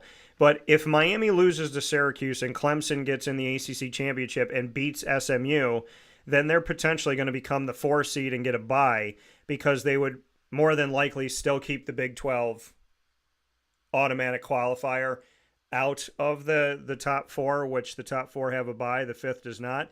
The issue from here, though, becomes if Miami is considered higher according to the College Football Playoff Committee than SMU, and SMU plays in the ACC championship, but Miami doesn't, if the committee, again, folks, and I tell you this all the time, and you can fight with me all you want, but I'm literally telling you factual things from what I watch. I'm paying attention.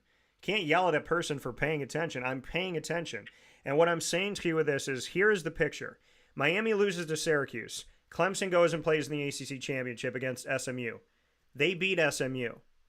Miami has been considered better than SMU in the polls by the College Football Playoff Committee all 4 weeks, even though they're 2 spots higher than Miami in the conference and they have no losses in the conference. So if Miami doesn't play in the ACC Championship and Clemson beats SMU, Clemson gets in. They're the 4 seed, in my opinion. They get in, they're the 4 seed. If Miami's considered higher according to the committee than SMU, and SMU plays in the ACC Championship but Miami doesn't, I can see a world where they let Miami in and they leave SMU at the doorstep, PJ, and I think that that's wrong. It's very possible. That's a good analyst. That's definitely possible. So it's all up to Clemson, really. Well, it's up to you guys. You guys got to beat Miami. Yeah, sir. Clemson, to me, is still the best team in the 3 that we're talking about. SMU, for all the good they've done, I don't think they should be in the same conversation. But Clemson is still starting to play much better defense. Kupnik, their quarterback, is starting to throw the ball a lot better. So, and Clemson can score a lot of points. And as usual, they have a very stout defense. So let's see what happens with these 3 guys. 3 pretty evenly matched teams, but that's a good scenario where if you beat Miami, then Clemson can play SMU, and Clemson probably wins that game. Yeah, I mean it's absolutely it's incredible. I mean, we know the Big 12 hasn't decided who their championship is going to be played against. We don't know. So we don't know what's going to happen with the Big 12 yet going into this last week. We don't know what's going to happen with the ACC going into this last week. We know that Boise State will be playing in the Mountain West Championship. Could be UNLV. UNLV's come up the rankings. By the way, UNLV has 2 losses and Syracuse beat them, and Syracuse isn't even sniffing the rankings. Syracuse also has 2 wins over top 25 ranked teams, which is something that Penn State doesn't have and Indiana doesn't have, but both of them are considered college football playoff at-large bids, even though Syracuse can't even be number 25. So I just want to be real about the fact that when I tell you that there's preferential treatment, I'm stating it in factual evidence. Syracuse has more wins over the top 25 than Penn State or Indiana, and Syracuse is not in the top 25 anywhere in the college football playoff, but Penn State and Indiana are considered 2 of the best teams in the country. So how can you consider them 2 of the best teams in the country and not even consider Syracuse to be 25? That's the question. So, that's a big issue, but we'll see. And Greg, Clemson doesn't have to take care of business against South Carolina. If Clemson loses to South Carolina, that improves South Carolina's case as a 3-loss team, because honestly, South Carolina could get in as a 3-loss team. But if Clemson loses to South Carolina, that has nothing to do with the conference. As long as Miami loses and Clemson plays in the ACC Championship, if they win the ACC Championship, they're going to be in good shape. So Syracuse should be ranked 25. If you're going to regard Indiana and Penn State as high as you do for doing almost nothing this season, then Syracuse should be regarded for beating 2 top 25 teams. That's all I'm saying. I'm not saying put Syracuse at 4, but if you're going to put Penn State in the top 5, you should be putting Syracuse at 25 because they did more than Penn State did against the top 25. And Ohio State being number 2, Ohio State's claim to fame is that they almost beat Oregon. Beating Penn State, you beat a team that beat one ranked team.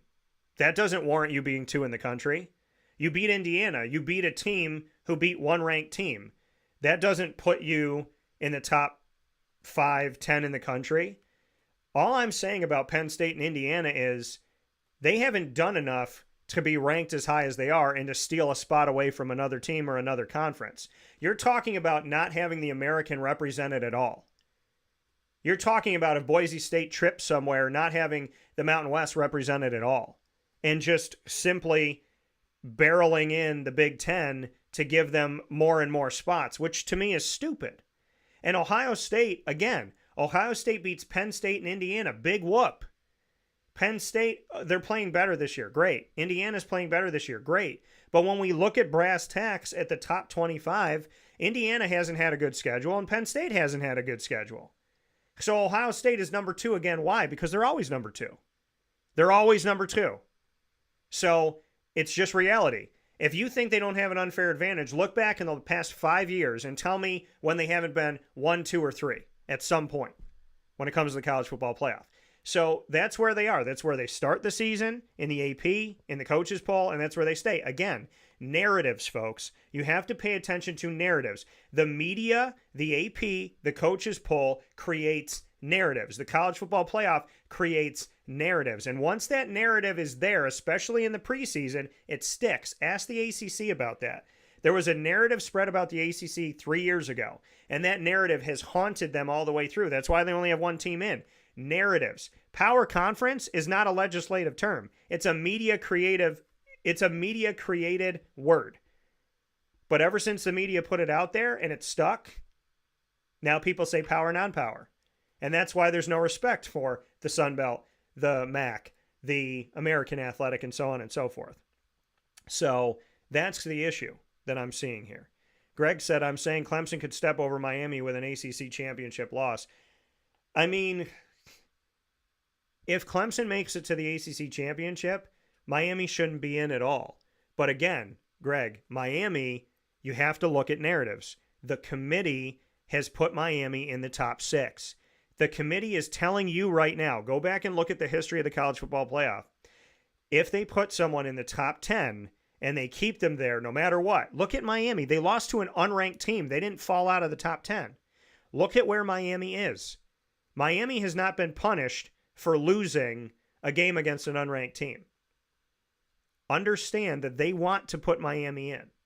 Clemson will have to make it to the championship and win the championship. But if they put in Clemson and Miami and keep SMU out, that is a sin by the College Football Playoff Committee. And they've already committed plenty of them. And I'm hoping that they don't commit another one. So, PJ, my last question to you before we get into our picks and the recap. And Greg, I appreciate the thoughts on the analysis here. And I appreciate the breakdown of it because I know you think about it a lot. And to all my listeners and viewers that are really into this stuff and ask questions, and even if we disagree, I love the conversation because it shows that you're not only listening and watching, but it shows that you're avidly connecting and that you have value in the conversation. So even if we disagree, thank you for the conversation. I do appreciate that very much. I think this world would be a lot better place if people appreciated the conversation instead of just wanting everybody to agree with them. PJ, my other question to you is, we got some 3-loss teams out here, and I want to know from you who you consider the best 3-loss teams that the committee should consider. So my question to you is on these names, and the names go as follows, and I'm bringing up the CFP sent us all an email, like I said, to those of us that are media accredited with the College Football Playoff, which I'm honored to be. If we look at the 3-loss schools, Alabama, Ole Miss, South Carolina, Texas A&M, Missouri, as well as Illinois, Colorado, and Kansas State.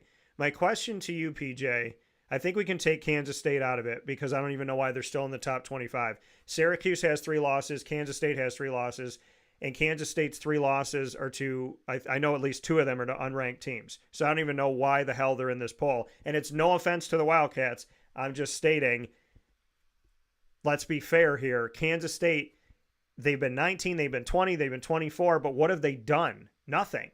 And so I don't really understand this. But the ones that I think can get in, Alabama, Ole Miss, and South Carolina are all from the SEC. They're all 8-3. And Texas A&M as well, because keep in mind, if they beat Texas this weekend, they'll play in the SEC championship. So Texas A&M isn't out of it either, even though they have 3 losses. So Alabama, Ole Miss, South Carolina, Texas A&M. They're all in the SEC. They all have 3 losses. I'm not asking this because they're SEC teams. I'm asking this because of the quality of the seasons that they've had. My question to you, PJ, can you argue Alabama, Ole Miss, South Carolina, or Texas A&M into the college football playoff with 3 losses? Absolutely. Absolutely. Because it's the best conference in the country. No doubt about it. Alabama's got to beat Auburn. Ole Miss plays Mississippi State. It shouldn't be a problem. South Carolina and Clemson are going to be a hell of a game. Texas A&M plays Texas, I guess you said. Missouri, I don't know what they're doing. They're out of it. But the teams that are we're talking about, Alabama, Ole Miss, South Carolina, and Texas A&M, they're all good quality teams. Sure, they've had some bumps in the road. Alabama, under Mr. Kalen, is not doing what I thought he would do. And I've always questioned Jaden Milroe as a question, or the quarterback. Runs well, doesn't pass that well, but you can see that a stout defense beats Alabama because he doesn't win the big games, and that's unfortunate for him because he's an excellent athlete. Yeah. He looks like Jalen Hurts out there, but I don't think that's going to win him any games now. Ole Miss with Jackson Dart, this kid can throw the hell out of the ball. But Florida's defense played out of their butt to beat Ole Miss because Ole Miss was a better team and certainly with a better quarterback because he's a fifth-year senior. He's thrown for, I think he beat Manning's record of over 12,000 yards passing in his career. So he's my pick for a Heisman Trophy candidate because he plays the kind of schedule he does. But anyway, he's got to beat Mississippi State. Alabama's got to beat Auburn. South Carolina beats Clemson. That throws everything in a whack. Clemson beats South Carolina. That throws stuff again. And then if Texas A&M beats Texas, who knows what the committee's going to do? The committee doesn't. They don't look in the distance too much. They got blinkers on, they say in racing. They got blinkers on right in front of them. Big Ten, SEC, Big Ten, SEC. That's the way they think, and they're probably not going to think any different now until those games are over. I don't know what the Big Ten is doing. Who's playing what? I think Ohio State plays Michigan. Michigan's not near the team that they were last year when they won a national championship. So Indiana. I don't know what Indiana does. They shouldn't be in a conversation anyway either. Again, I'm not being disrespectful. I'm just stating the facts that you brought up. Indiana does not belong in the conversation we're having with these teams. They're probably not in the top 15, but they were undefeated. They went through the year that way. Who knows who they played? I don't know. Don't care. But they're still in the conversation to be winning some games in the playoffs. So we can't right now. There's too many variables. But I think what the committee's doing, they still have their blinkers on. They're still looking at what they want to do, despite what may happen this weekend. Despite the several teams that are still playing each other. Now, in better years, the Florida State game would be a hell of a matchup. Yeah. Florida State certainly would be in front in the ACC if they were anywhere near what they used to be. And Florida said 5-6 years ago, maybe.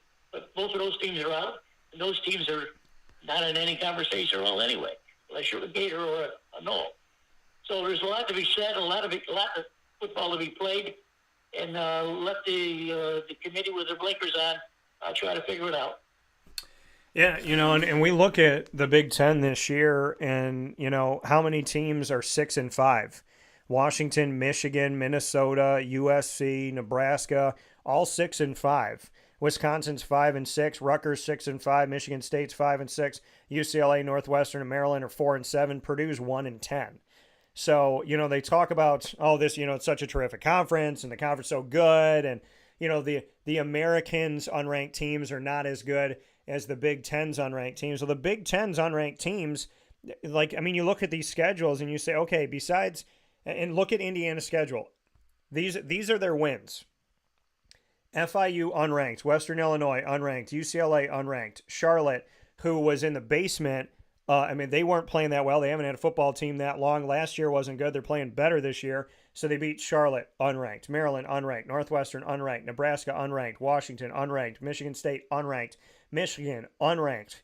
They play a ranked team in Ohio State the second to last week of the season, and they lose. So Indiana, I don't know how you take this schedule and say that they're a top 10 team in the country and deserve to be in the college football playoff, but you don't think that the American has one good team. You don't think that Army or Tulane is worth even a conversation when you take Indiana's 10 wins against unranked teams and then they play a ranked team and they lose by 23 points. So, to me, that's just stupid. It's just absolutely stupid to see things like that. And those are the examples that I bring up. It's not about the Big Ten. They happen to be in the Big Ten. And I tell you that the Big Ten has an unfair advantage because they do. Because they absolutely do. And I'm stating a true fact. The SEC has an advantage. The difference between the SEC and the Big Ten is the SEC backs it up 90% of the time. The Big Ten doesn't almost any time back it up, except for the first college football playoff that Ohio State won, and most recently with Michigan. Keep in mind, Michigan was under investigation when they won the championship. So, I mean, take that for what it's worth, that a team's being investigated while they're playing for a championship, and then their coach leaves after winning a championship, and then they put a show cause penalty on him if he's ever hired in college football again. So that was going on when Michigan. It's not like Michigan just won a championship. They won a championship when Jim Harbaugh was suspended. They were being investigated by the NCAA, and now Jim Harbaugh coincidentally happens to leave the NCAA for the NFL, and they say if he ever gets hired back to the NCAA again, that there's going to be a penalty against him. So just pay attention to that, folks. We're talking about 2 times ever that the Big Ten has hoisted the college football trophy, but they get to play in it every single year. Whether there's 4 or there's 12, they get an opportunity to play in it. Sometimes they get 50% of it, which is not fair by any stretch of the imagination. That's what I'm talking about when I talk about the Big Ten. Indiana does not have a good schedule. This schedule, if Memphis had the schedule, if Tulane had it, if Tulsa had it, if Army had it, if Navy had it, if East Carolina had it, and they were 10-1, nobody would be talking about those teams. That's all I'm saying. Call a spade a spade. Don't say this spade is different because I like it. Just call a spade a spade. With that being said, PJ and I are going to take a step aside. When we come back, we are going to hit the college football picks. We're going to recap. We're going to make our picks.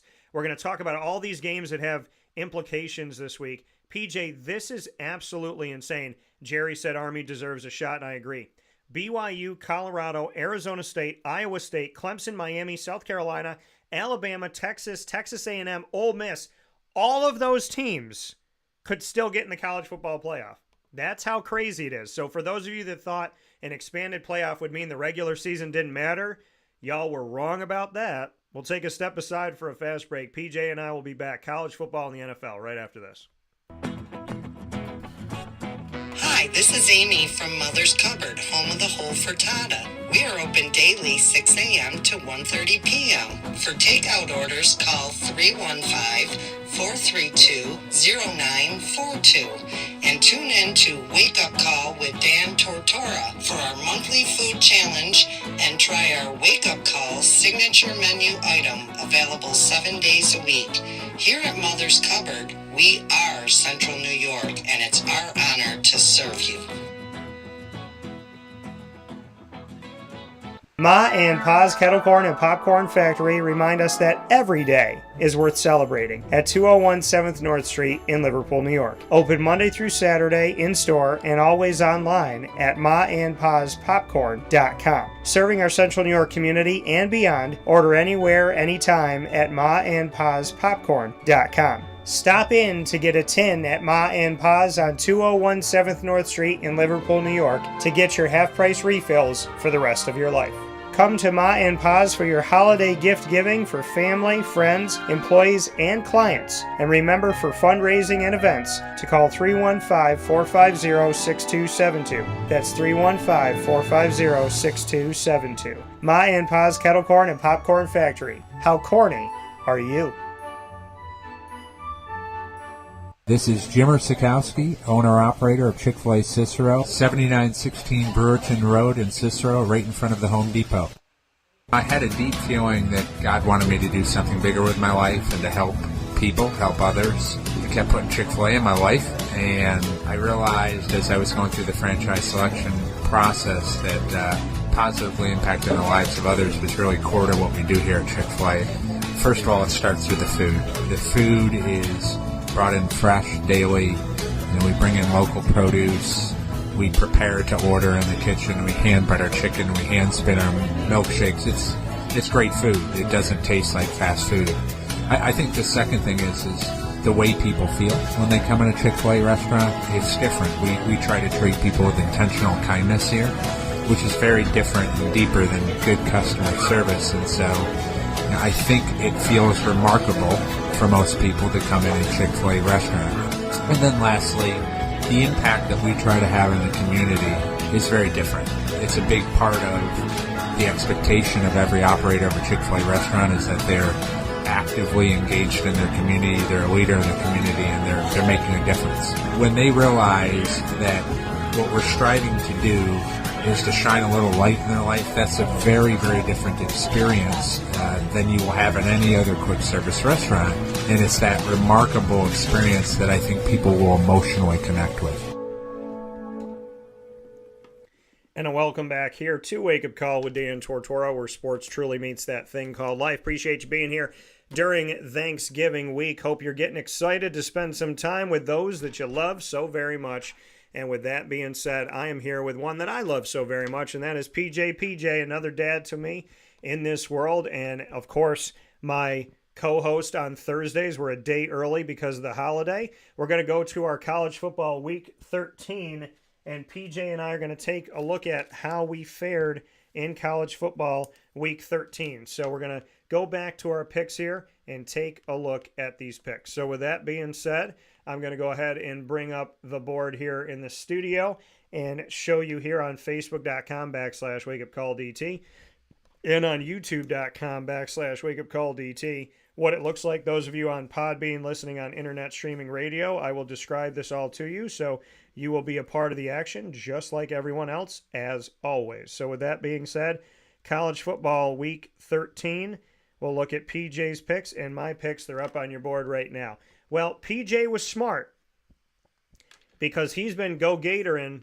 all the way through, and those Gators, they woke the heck up. If they didn't have some of those losses earlier on in the season, they would be in the college football playoff conversation. They just beat Ole Miss, which is why Ole Miss is not in it right now. Florida's been playing spoiler these last couple weeks, and Florida won their game 24-17. PJ got that right. Looking at Ohio State and Indiana, PJ went Ohio State. I said, all right, Indiana, show me what you got. Well, they didn't have much anything. They lost by 23. I got that one wrong. Miami, in their matchup that they had against Wake Forest, and I was listening, and again, I was on the committee call with the college football playoff last night, so I heard in real time the committee talk about the fact that the Miami win over Wake Forest meant something to them. I don't know why. If you don't punish them for losing to an unranked Georgia Tech, why are you keeping them and putting them in the top 6 for blowing out a Wake Forest team that hasn't been good this season or last season? They beat them 42-14. So I don't really understand that. We both picked Miami, though, so we got that one right. And then looking at the next game, SM to the U. SMU playing Virginia. They blew out Virginia. Some said the win over Virginia by Notre Dame was a quality win. Well, SMU went to Virginia, went to Charlottesville, and beat them 33-7. So if Notre Dame's is a quality win, then SMU's is a more quality win to win the way that they did. Looking at Texas, they defeated Kentucky. Kentucky did not play spoiler. Texas won 31-14, so we got that one right as well. And how about this? What did I say last week? Kansas spoiled BYU. BYU was undefeated a few weeks ago. BYU lost to Kansas. Then BYU has fallen down and fallen completely out of everything. Right now, BYU needs Iowa State and Arizona State to both lose this week in order to play in the Big 12 championship when they were the number 1 seed 2 weeks ago in the Big 12. That's what happened. Since they've lost to Kansas, they have fallen well out of it. They're out of the college football playoff. They're out of the championship game unless a few things happen. BYU went from the top of the mountain to underneath the ground. BYU, I feel bad for them. Kansas beats them as an unranked team. Then Colorado, who was the number 2 team in the Big 12, they go to Kansas and they lose 37-21. Kansas unranked, Colorado ranked 16th. I don't think Kansas State should be ranked. I think Kansas should be ranked. They took out the top 2 teams that were going to play for the Big 12 championship in back-to-back games. Excuse me, but that is something that people should be paying attention to. Speaking of BYU, and I said ever since they lost to Kansas, they have fallen down. Well, Arizona, they got to them too. Arizona State, I said, don't count them out, 28-23. Arizona State, if they win, they're playing for a championship. And as of right now, the committee is anticipating that they could very well win the Big 12. So I got that one right over BYU. PJ picked Notre Dame over Army. Notre Dame wins that game. I get that one wrong. I'm not mad that I went with Jeff Monken and the crew. I appreciate the work that they've done. So I'm happy to take shots on that mountain, knowing the fact that I respect Army. And I also respect Notre Dame for beating Army. And I said that here on the broadcast very openly and clearly to you all. Auburn beats Texas A&M in 4 overtimes, 43-41. So PJ, Auburn played spoiler again. You got that one right. I got it wrong. PJ killing it these last few weeks, just doing a tremendous job, making me look like I don't know what I'm doing, PJ. You're just barreling over me here. Alabama loses to Oklahoma 24-3. Neither one of us saw that one coming. We got that one wrong. And Syracuse played up against UConn, and Syracuse going up in that Big East game. They win 31-24. I predicted with Isaac Elford, my co-host for Tortora and Elford, and a brother to me. Him and I predicted at the beginning of the season Syracuse would have at least 8 wins and a chance at 9 or 10. Well, they're en route to both of those. If they have 8 right now, they could get 9, and if they win a bowl game, they could get 10. So the prediction that we have has been secured at least to the 8 wins as Syracuse beats UConn. That means that PJ has 5, 6, 7. He goes 8-3, which is Syracuse's current record right now. And I get 1, 2, 3, 4, 5. I go 5. Let me see here. I must have had one last year. 1, 2, 3, 4, 5, 6, 7, 8. 1, 2, 3. Okay. 1, 2, 3, 4, 5. 1, 2, 3, 4, 5, 6. What did I miss here? I'm missing something. Oh, you must have had. I must be counting these wrong. I don't know what I'm doing here. We got 11 games here. No, that's right. I went 5-6. So I had a losing record this week in picking our games. 5-6, PJ. Any quick notes about college football week 13? A week that messed with Texas A&M, a week that spanked BYU, Colorado. I mean, between Alabama, BYU, Colorado, just those games and Texas A&M, college football week 13 could have essentially knocked out 4 teams from the college football playoff. The teams that are still, BYU and Colorado are mathematically alive if a lot of things happen with Arizona State and Iowa State. But in the case of Alabama, they're out of it right now. Texas A&M's out of it right now. So week 13 definitely played spoiler to a lot of things. What are your thoughts? Well, there was a good football games, and of course the one I watched was a Ole Miss Florida game. Hell of a game. SEC football, hard hitting game. Well, the Gators were given up for dead just a month ago, and they were chastising Billy Napier all over the place. They were going to hang him in the square. Well, it's turned out that Florida played a better game than they did against LSU. Their defensive line is absolutely awesome. They got double-digit sacks after 2 games against 2 of the best teams in the conference. I really admire DJ Lagway to what he's doing. He's just a kid, and a freshman playing in the toughest conference there is, and going up against a guy like Lane Kiffin, who's got all sorts of gadgets going everywhere, who himself has a hell of a Heisman Trophy candidate. I'm very happy for them. If they already made a bowl, so they're 6-5, which I didn't think that would be possible. FSU still having problems, but they beat a low-level Charleston Southern team who's not even a top-notch program. But they beat them good, and they're going into the game. So it's going to be a fun game to watch. MT and I are going to be out shopping that day. We'll probably stop a few places and watch the game for a while. Yeah, and shout out to MT who sent a message into the show, into our feed here, and said, good show. So thank you, MT. Greg said, PJ picking winners. Yeah, PJ and I have both had good weeks, but he's been kicking my butt here by like a game, or we've been close. This week he definitely beat me. So let's go into week 14 and make our picks with so many implications. We've talked about these games. Now it's time to pick these games. PJ, there's a game on Thanksgiving. There's only one, and it's Memphis at Tulane. Memphis could be playing spoiler in this one to Tulane, or Tulane could continue to try and make a case. Keep in mind, Memphis is 9-2. They're not even a bad team. They're not regarded in the top 25 because they play in the American, which is something I fought against for over a decade, because I'm going to talk about factual evidence, and I'm going to talk about teams, and I'm going to support people that I feel should have that support. The Big Ten doesn't really need anybody's help, but the American does. Tulane's 9-2. Memphis is 9-2. The game is in Louisiana. Tulane is the home team. Who wins, PJ? This is probably one of the better teams or better games on the weekend. The only reason I like Tulane is because they're playing at home. Because this is a pick-em game. Yeah. Really, actually, it's almost a dead even game. And you can still get a ticket for $2. Can you imagine that? Louisiana better recognize. Yeah, I don't know anything down. I mean, I know their crawfish are cheap down there, but PJ is going to go with Tulane to win this matchup. I'll tell you this: whoever wins this game deserves a shot to be in the top 25 of the college football. Tulane is 17 right now.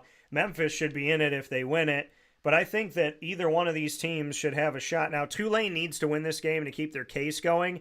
What they have against them is that they have 2 losses, and losses to the teams that they've regarded as better. When we look at Tulane, and because I was listening to the committee talk about this, they lost to Kansas State and Oklahoma back-to-back, 2 ranked teams at the time, and so they've held that against them. Those were in the first 3 weeks. Why haven't they held Northern Illinois' win over Notre Dame against Notre Dame? Notre Dame lost to an unranked team, but they're saying Tulane can't get in right now because they lost to 2 ranked teams early in the season. Well, Notre Dame lost to an unranked team early in the season at home. So why do you say you're punished for losing those games early on, but you're not punishing Notre Dame? And the response was, well, Notre Dame's won every game since then. Well, okay, playing a bunch of unranked teams is nice. Tulane's won all their games since then, too. So that's what I'm saying is the unfair advantage in certain places. Tulane's won all their games since losing those. Notre Dame's won all their games since losing to Northern Illinois. But Tulane's being punished for losing early on, and Notre Dame is not being punished for losing early on. The difference between the two: Notre Dame, more money, bigger fan base, bigger stadium. That's the difference. It's got nothing to do with football. So taking a look at, and keep in mind, if you think that I'm wrong about Tulane's capability, they beat Caleb Williams and USC, and I was at that game a couple of years ago. Also keep in mind that Willie Fritz isn't the coach anymore, and they have a new head coach this year, and they're 9-2 with John Summerall, who's done a tremendous job, and I sat with him at the beginning of the season. Appreciate him very much. So with that being said, I'm going to pick Tulane.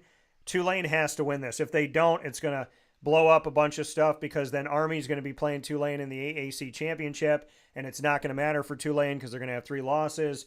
So, I mean, it's better for Tulane if they win. I think they edge them here. Oregon State at Boise State, PJ. Does Boise State stay undefeated? Well, they need it. They need it. If any game this year they have to win, they have to win this game. And we get to watch the All-American running back that they got. So I like Boise State because the pressure's on them.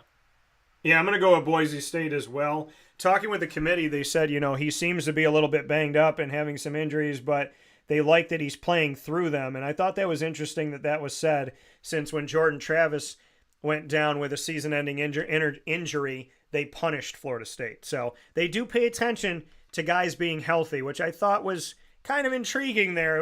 Almost like, okay, so if Genti wasn't able to play, would you punish Boise State like you did to Florida State? Hopefully not. Hopefully he stays healthy. Let's go. I'm going to pick Boise State as well in that game. Next one we have up, PJ, is going to take us to Ole Miss.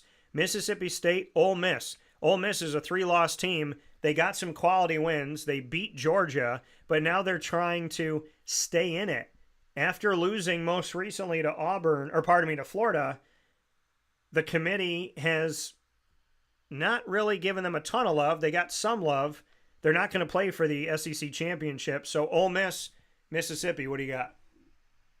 Ole Miss is playing at home, and this is Lane will have the train moving. This is a no doubter here. So PJ going to go with Ole Miss in this one in the Lane Train. By the way, these games are all on Black Friday that I'm talking about. So I'm also going to go with Ole Ole. Ole Miss has to win this game in order to stay in any type of conversation, and then they're going to need some help.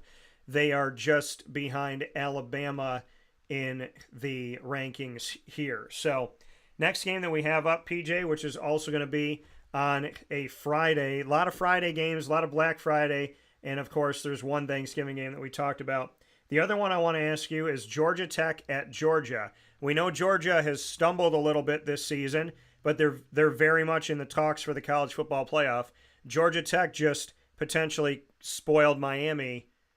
If Miami loses again, Georgia Tech could be helping and spoiling them. Do they spoil Georgia? It was a quality win against Miami. This is too much. This is Georgia rolling here. Yeah, I got Georgia in this one as well, and that'll take us to our typical Saturday. Michigan at Ohio State. Michigan is 6-5. Ohio State beat Penn State and Indiana and nobody else outside of their conference, and they lost to Oregon. What are your thoughts?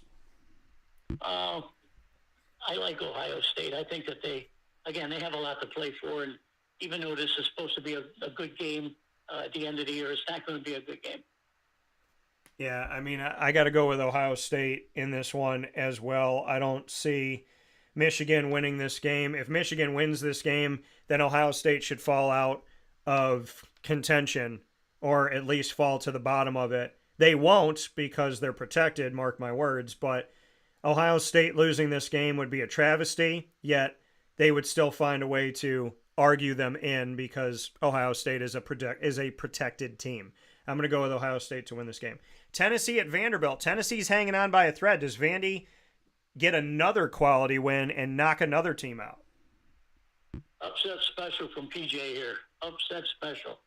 I like Vanderbilt in this game. All right, PJ going with Vanderbilt at home. Keep in mind, Vanderbilt plays in the state of Tennessee as well. So Vanderbilt there in this Tennessee game, Tennessee at Vanderbilt. I'm going to go with Vanderbilt to spoil Tennessee too. So that's going to open things up here. Hopefully not for a fourth Big Ten team, but to actually maybe let somebody else in, like a Tulane or an Army or something like that. Maybe it helps Ole Miss. If Ole Miss wins, we shall see. Next game that we have here, PJ, South Carolina at Clemson. This is I don't call this an upset special, but South Carolina's defense is awesome. They played a hell of a season so far, and all these teams we're talking about, all of them are going to be in good bowls. So they still have teams has a lot to play for. If you're 6-6, you can still play in a bowl. Big deal. And I like South Carolina. Yeah, I got to go with South Carolina in this one as well. I think Clemson's in a danger spot. South Carolina, you wondered how many years they were going to be down, changing their head coach and whatnot. They have found a resurgence, and shout out to Coach Beamer and what he's doing, and I think the Gamecocks get this win. Maryland at Penn State. Look at Penn State with such a difficult game, playing one of the worst teams in the Big Ten at the end of the season. They're ranked number 4 in the country, and they get to play another unranked team because the Big Ten gets to play schedules like this, and they know that it doesn't work against them. Penn State playing Maryland. What do you got? Penn State, period. Yeah, Penn State on that one. Notre Dame at USC. Another unranked team that's good on paper, but not ranked. Notre Dame at USC. What do you got? Notre Dame, again, a team that's got a lot to play for. I know they got to travel, but this is always a good game to watch too, but I like Notre Dame. Yeah, I like Notre Dame in this game as well. If USC wins this game, then Notre Dame needs to be out, and that's just plain and simple. Again, Notre Dame is treated like a Big Ten team, and it's funny because the network that I was watching last night kind of said that in a way, that Notre Dame is treated like the Big Ten, and I was like, wow, well, if you think that what I'm saying on the show about the unfair advantage for Notre Dame in the Big Ten isn't happening, then how come there's undertones of that when you're watching other shows? Miami at Syracuse. What do you got, PJ? Well, this is a statement game. This is the game where you guys up there can finally make a very, very large statement to all the poll people out there, including the rest of the country. You can win this game, Daniel, and I like them. Yeah, listen. Cam Ward, they had to play from behind to go up. They played up against Cal. They had to come from behind to beat Cal 39-38. Syracuse had a commanding lead over Cal. Cal came back a little bit. Syracuse won that game on the road as well. Cam Ward and Kyle McCord, Miami and Syracuse respectively, are two of the best quarterbacks in the nation, two of the top quarterbacks statistically out there doing their thing. And I'm going to give the edge to Syracuse. And Syracuse, for the first time in a long time, they're going to play spoiler. And Syracuse is going to send a letter to Clemson saying, beat South Carolina and you're welcome for getting into the ACC championship. Give me Syracuse to make it happen. I'm going with Syracuse in this one. Remember that, I don't know, a lot of football fans don't notice. You got to remember the program that Fran came from. Tell them, Daniel. The beautiful, wonderful program known as the back-to-back national champion, Kirby Smart. Say it if you know what it is. Georgia Bulldogs, baby. That's right. Remember where he came from. That's right. So let's go with the next game here, and we're both going Syracuse. Auburn at Alabama. Does Auburn spoil another team in the SEC? No. Oh, okay. PJ going with Fly Slam Pajama Bama. So PJ going to go with Alabama. You know what, PJ? I don't know about this one. Does Auburn do they have enough left in the tank here to get it done? PJ says it's all Bama. I think Bama's going to make it tough on the committee. I'm going to pick Alabama, but I'm not going to be surprised if Auburn gives a little scare to the Crimson Tide this week. Next one that we have coming up is Arizona State at Arizona. Arizona State wins. They're playing for a Big 12 championship. What do you got? I think Arizona State. Yeah, I'm going to go with Arizona State as well. I picked them last week to win over BYU, and they beat them. So PJ and I are both going to go with Arizona State. They've been sneaking into this thing, and they may very well find their way into the expanded college football playoff. Shout out to Arizona State, first year in the Big 12. Next one we have up, PJ, is going to be, there are so many games on this schedule, my goodness. Washington at Oregon. Washington hasn't had a good season in the Big Ten in year one there. Oregon is the only undefeated team left in the country. What do you got, Washington at Oregon? Oh, Oregon plays so fast that they're going to run them right out the field. So PJ going to go with Oregon and former UCF quarterback Dylan Gabriel. I'm also going to go with the Oregon Ducks to quack their way into the Big Ten championship in their first year there. Give me Oregon as well. PJ, this game, I'm going to wait to ask you this one because this is the last one I got circled, so I'm going to wait a minute on that.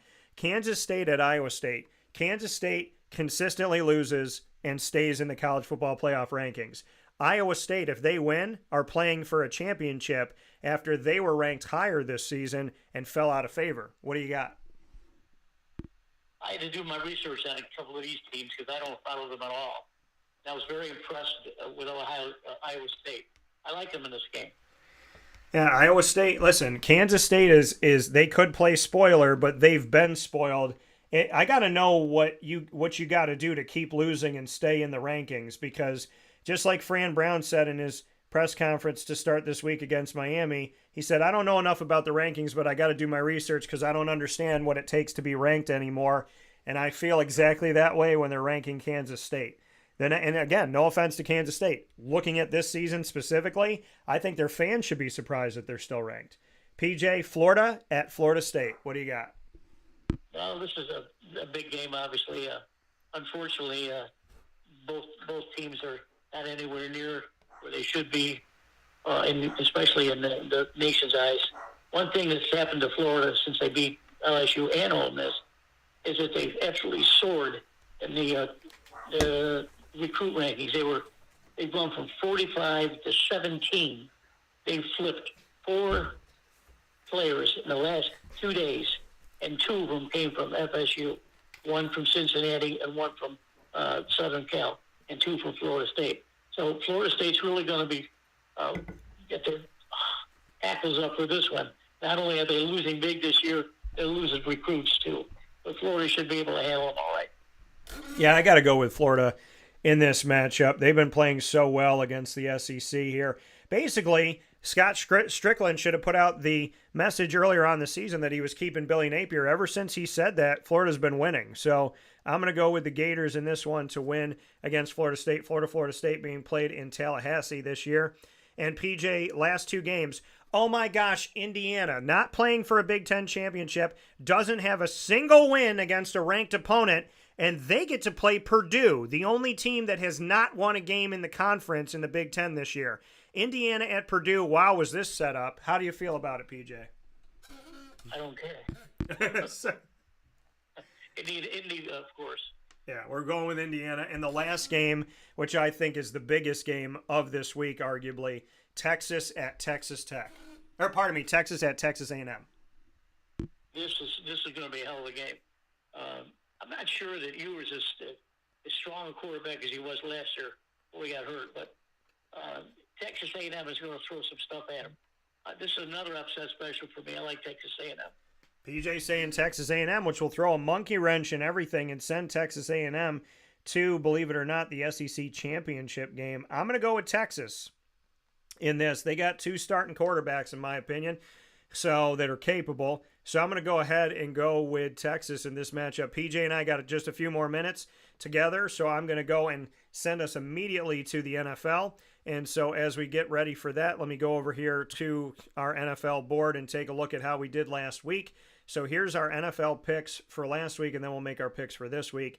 Going back to NFL Week 12 with Papa Joe here on Wake Up Call with Dan Tortora, where sports meets life. We'll go to our first game. First game that we had here, Cleveland beats Pittsburgh. We did not, listen, divisional matchups, you never know what's going to happen. Regardless, throw the record out the window when it's against divisional opponents. Cleveland wins the game. Pitt loses. We got that one wrong. Minnesota wins in overtime over Chicago 30-27. Detroit 24-6 over Indy. So we got those 2 games right. Go ahead and circle those. And then we'll take a look at the next game here. Miami over New England 34-15. Tampa over the Giants 30-7. So we got those ones right as well. And then PJ and I take a look at the Washington Commanders, who were beat by Dallas 34-26.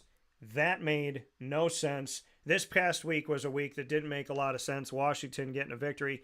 Kansas City barely got out of Carolina alive, winning in Charlotte 30-27. There's always 1 or 2 weird weeks in the NFL regular season. This week 12 was the first weird week of the season to the nth degree. Tennessee, and this is exactly what I'm talking about, Tennessee beats Houston 32-27. That's another part of the weird week. We got that one wrong. Denver takes care of the Raiders 29-19. PJ and I love doing that. So shout out to the Boom. Denver wins that game. I told you Bo Nix is for real. Bobo Nix doing his thing. PJ picked San Fran. I picked Green Bay. So I got that one right. And then Seattle, we had over Arizona. Arizona is such an enigma. They don't make any sense. I wonder how much longer they're going to do the Kyler Murray thing in Arizona. Seattle wins the game. That's not me wishing that he doesn't have a job. He'll land somewhere. I just wonder if Arizona wants to keep doing the same thing over and over again. Definition of insanity. So they win. Seattle wins the game. Philly wins their game on Sunday Night Football. So we got that one correct as well. 37-20 over the Rams. And in the Harbaugh Bowl, Baltimore beats the Chargers. PJ said the Chargers. I said Baltimore. John Harbaugh beats his brother Jim. And so I got that one right. So PJ had 1, 2, 3, 4 and 1, 4 and 2, 4 and 3, or pardon me, 1, 2, 3, 4, 5 and 2, 5 and 3, 6 and 3, 6 and 4, 7, 8 and 5. So PJ goes 8 and 5 in the NFL this week, and this past week in week 12. PJ went 8 and 5, and my record 1, 2, 3, 4, 5, 6, 7, 8, 9, 10 and 3. So I got PJ on the NFL side of things going 10 and 3, and that will send us to our picks for this week with just a couple minutes to go. PJ and I are going to run through these down the line so that he can go do his Thanksgiving work with MT. So PJ, I'm going to bring you to, I don't want to get in trouble with MT. I'm going to see her in a couple days. I don't want her answering the door with a spatula in her hand. So with that being said, we got the NFL Week 13. Love you, MT. And one of the sweetest people on the planet.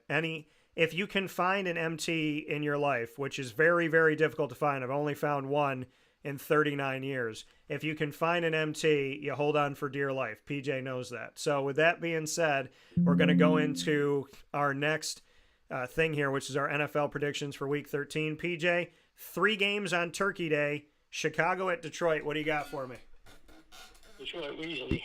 So Detroit, New York Giants at the Dallas Cowboys. Both of these teams stink. I'm also going with Detroit, by the way, in the first Turkey Day game. The Giants, how about this? Tommy DeVito, who I predicted coming out of Syracuse and Illinois. I said Tommy DeVito would start at least one game this season for the Giants. Now he's starting on Thanksgiving for his second game of the season. Giants at Cowboys. What do you got? Well, I think Dallas should win, but I think that Daniel Jones is probably going to receive some calls from Arizona. I got a feeling that he may go over there. Yeah, I mean, he could. You're not wrong about that. Arizona does need some help, and they're not out of their division. The division is the worst division in the country, so they're actually very much alive in that division with every other team because you barely have to be above 500 in the NFC West. So PJ going to go with Dallas in this game. This one is tough for me. This one is really difficult. I'm going to go with,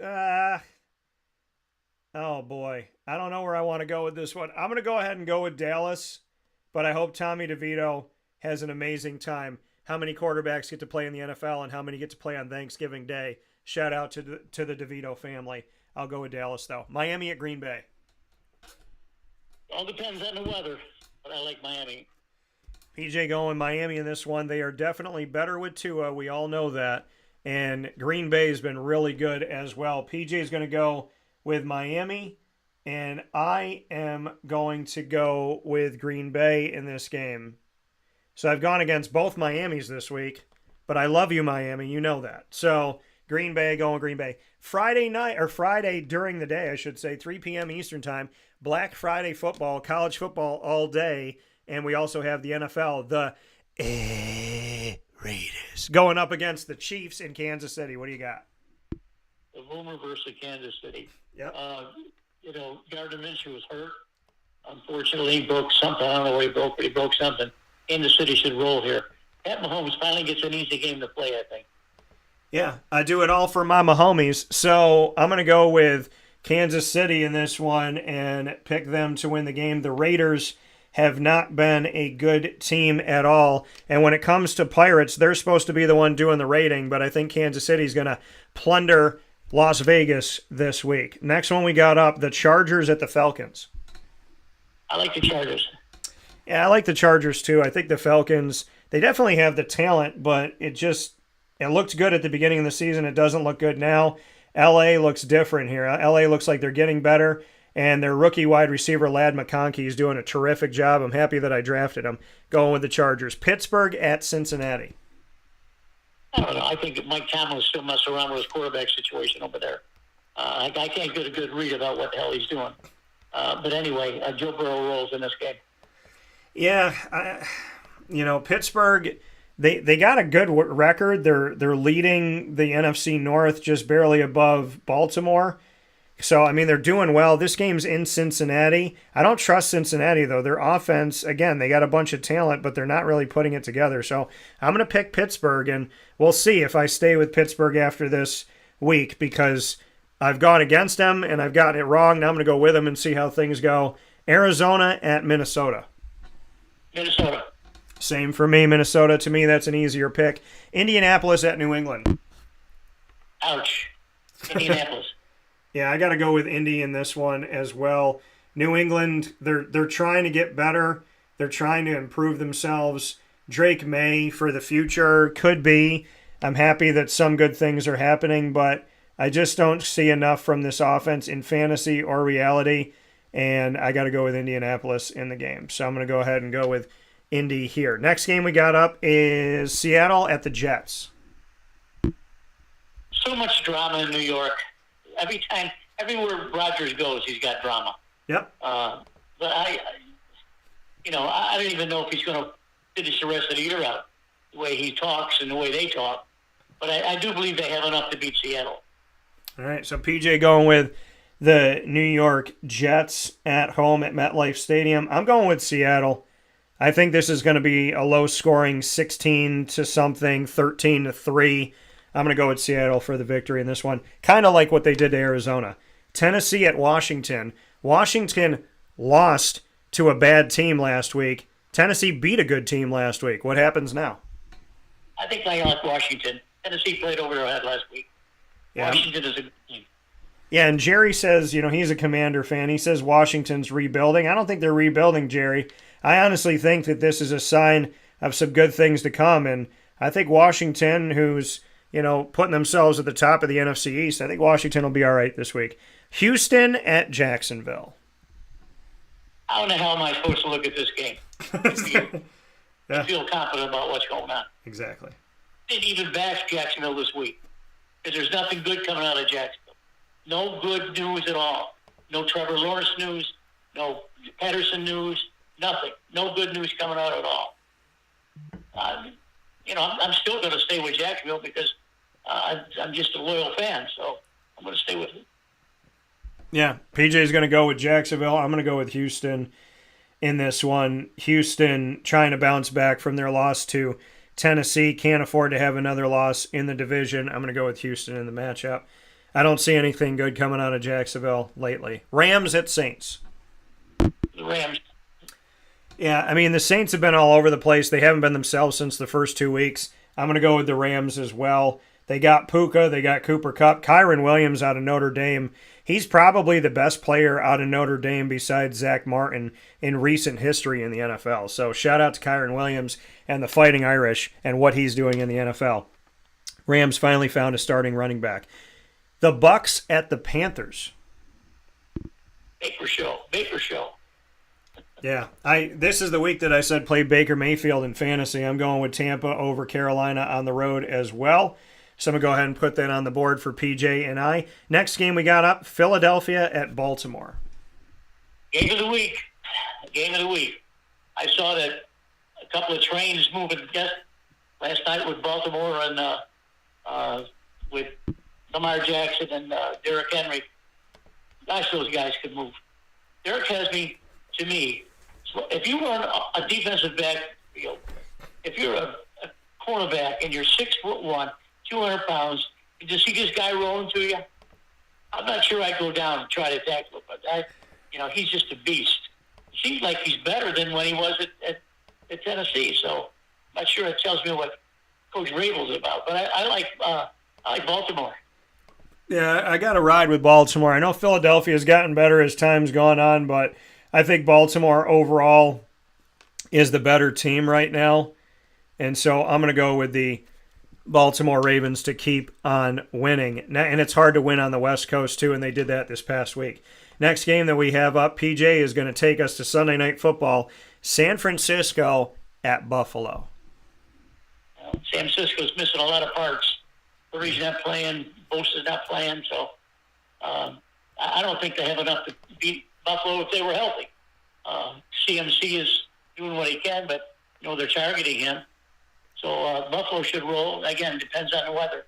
Yeah, and I got to go with Buffalo as well. I can anticipate it's probably going to be cold out here in upstate New York over Thanksgiving weekend. So I'm going to go with Buffalo to get the victory, and I think Buffalo's got enough going on here. Monday Night Football, I don't know who chose this one. Cleveland at Denver. However, Denver's having themselves a heck of a season. Did I not say that Bo Nix was going to have a really good rookie year? Thank you, Bo. And I'm really happy I got your autographed card here in my studio. What do you got, PJ? Cleveland at Denver. Denver easy.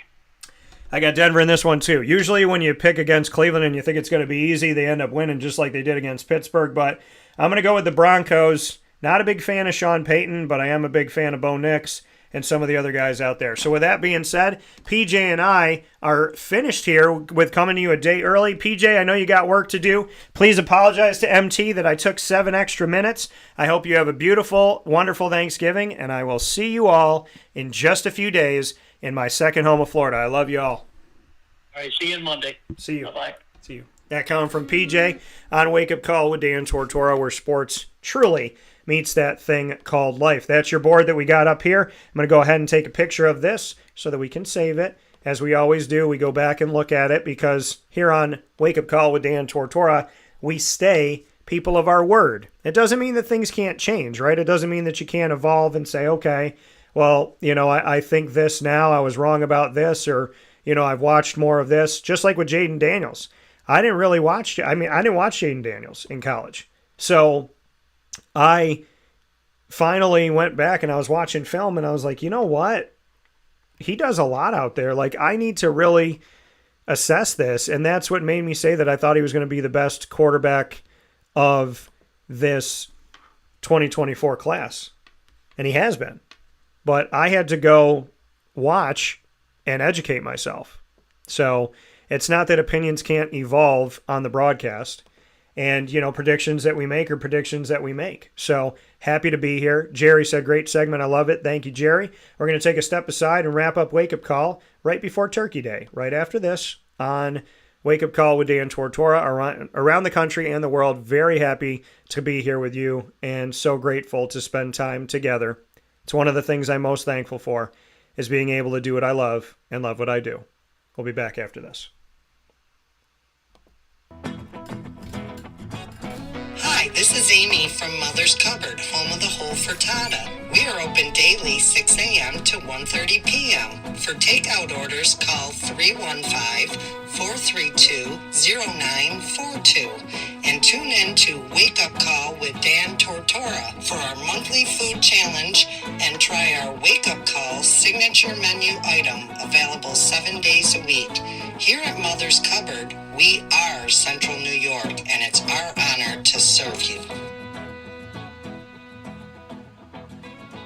Ma and Pa's Kettle Corn and Popcorn Factory remind us that every day is worth celebrating at 201 7th North Street in Liverpool, New York. Open Monday through Saturday in-store and always online at maandpaspopcorn.com. Serving our Central New York community and beyond, order anywhere, anytime at maandpaspopcorn.com. Stop in to get a tin at Ma and Pa's on 201 7th North Street in Liverpool, New York to get your half-price refills for the rest of your life. Come to Ma and Pa's for your holiday gift giving for family, friends, employees, and clients. And remember, for fundraising and events, to call 315-450-6272. That's 315-450-6272. Ma and Pa's Kettle Corn and Popcorn Factory. How corny are you? This is Jimmer Sikowski, owner-operator of Chick-fil-A Cicero, 7916 Brewerton Road in Cicero, right in front of the Home Depot. I had a deep feeling that God wanted me to do something bigger with my life and to help people, help others. I kept putting Chick-fil-A in my life, and I realized as I was going through the franchise selection process that positively impacting the lives of others was really core to what we do here at Chick-fil-A. First of all, it starts with the food. The food is brought in fresh daily. We bring in local produce. We prepare to order in the kitchen. We hand bread our chicken. We hand spin our milkshakes. It's great food. It doesn't taste like fast food. I think the second thing is the way people feel when they come in a Chick-fil-A restaurant. It's different. We try to treat people with intentional kindness here, which is very different and deeper than good customer service. And so I think it feels remarkable for most people to come in a Chick-fil-A restaurant. And then lastly, the impact that we try to have in the community is very different. It's a big part of the expectation of every operator of a Chick-fil-A restaurant is that they're actively engaged in their community, they're a leader in the community, and they're making a difference. When they realize that what we're striving to do is to shine a little light in their life, that's a very, very different experience than you will have in any other quick service restaurant. And it's that remarkable experience that I think people will emotionally connect with.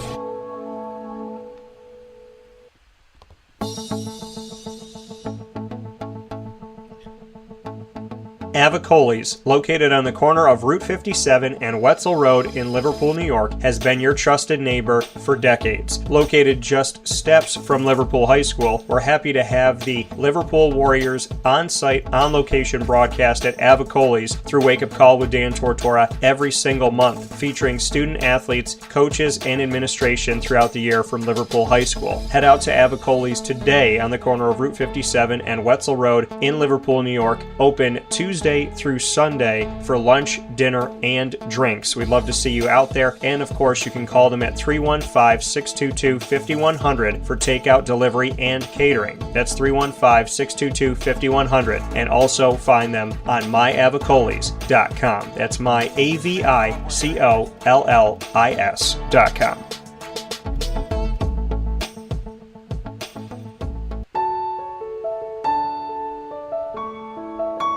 Having peace of mind when you're out of town that your furry-loving friend is safe and sound means taking them to Canine Kampground, because we all know that when it comes to the love of our pets, it goes well beyond the call of duty to make sure they're safe and sound. Right, Lily? So take a ride to 242 Johnson Street in East Syracuse, New York, and see Canine Kampground and where your dog will be staying, in the classic cabin, the executive cabin, the grand cabin, or of course the luxury cabin, because if you know Lily, you know she loves luxury. Now you don't have to wait to the last minute to find a family member or a friend that'll take your dog for a few days. Call Canine Kampground at 315-299-4013. That's 315-299-4013. Their drop-off and pickup times are Monday through Sunday. Check K9Kampground.com for more information. That's the letter K, the number 9, and campground spelled with a K.com. K9Kampground.com. When you're going out of town, bring your dog to Canine Campground. Carvel DeWitt, it's what happy tastes like. Do you know why? Because we make ice cream. Creamy, rich, flavorful ice cream. Not yogurt or iced milk like some of our competitors. Ice cream. Fresh, by hand, daily. For the calorie conscious, we have something new for you. Our new Carvelite. Same great flavor, creaminess, and texture of our regular ice cream with only 35 calories an ounce. So whether you want an ice cream cake, flying saucer, dasher, carvalanche, hard or soft ice cream, we will satisfy your craving with our fresh, handmade regular or new Carvelite ice cream. Carvel DeWitt. It's what happy tastes like. The Wildcat Sports Pub in Camillus, New York is located on 3680 Milton Avenue in the Home Depot Plaza. It is your family-friendly sports bar and restaurant. Folks, some sports bars aren't family-friendly. Some family-friendly restaurants are not sports bars. The Wildcat Sports Pub in Camillus, New York is proud to be both. It is that marriage that you've been looking for years. The Wildcat Sports Pub is your home base for your sports bar and restaurant needs, games for the kids, indoor and outdoor activities, and enough things on the menu to come back every single week and get to try something new. They're open Sundays from noon to 8 p.m., Monday through Wednesday, 11 a.m. to 11 p.m., and Thursday through Saturday from 11 a.m. to midnight. For reservations and party information, call 315-487-2222 for the Wildcat family-friendly sports pub and restaurant.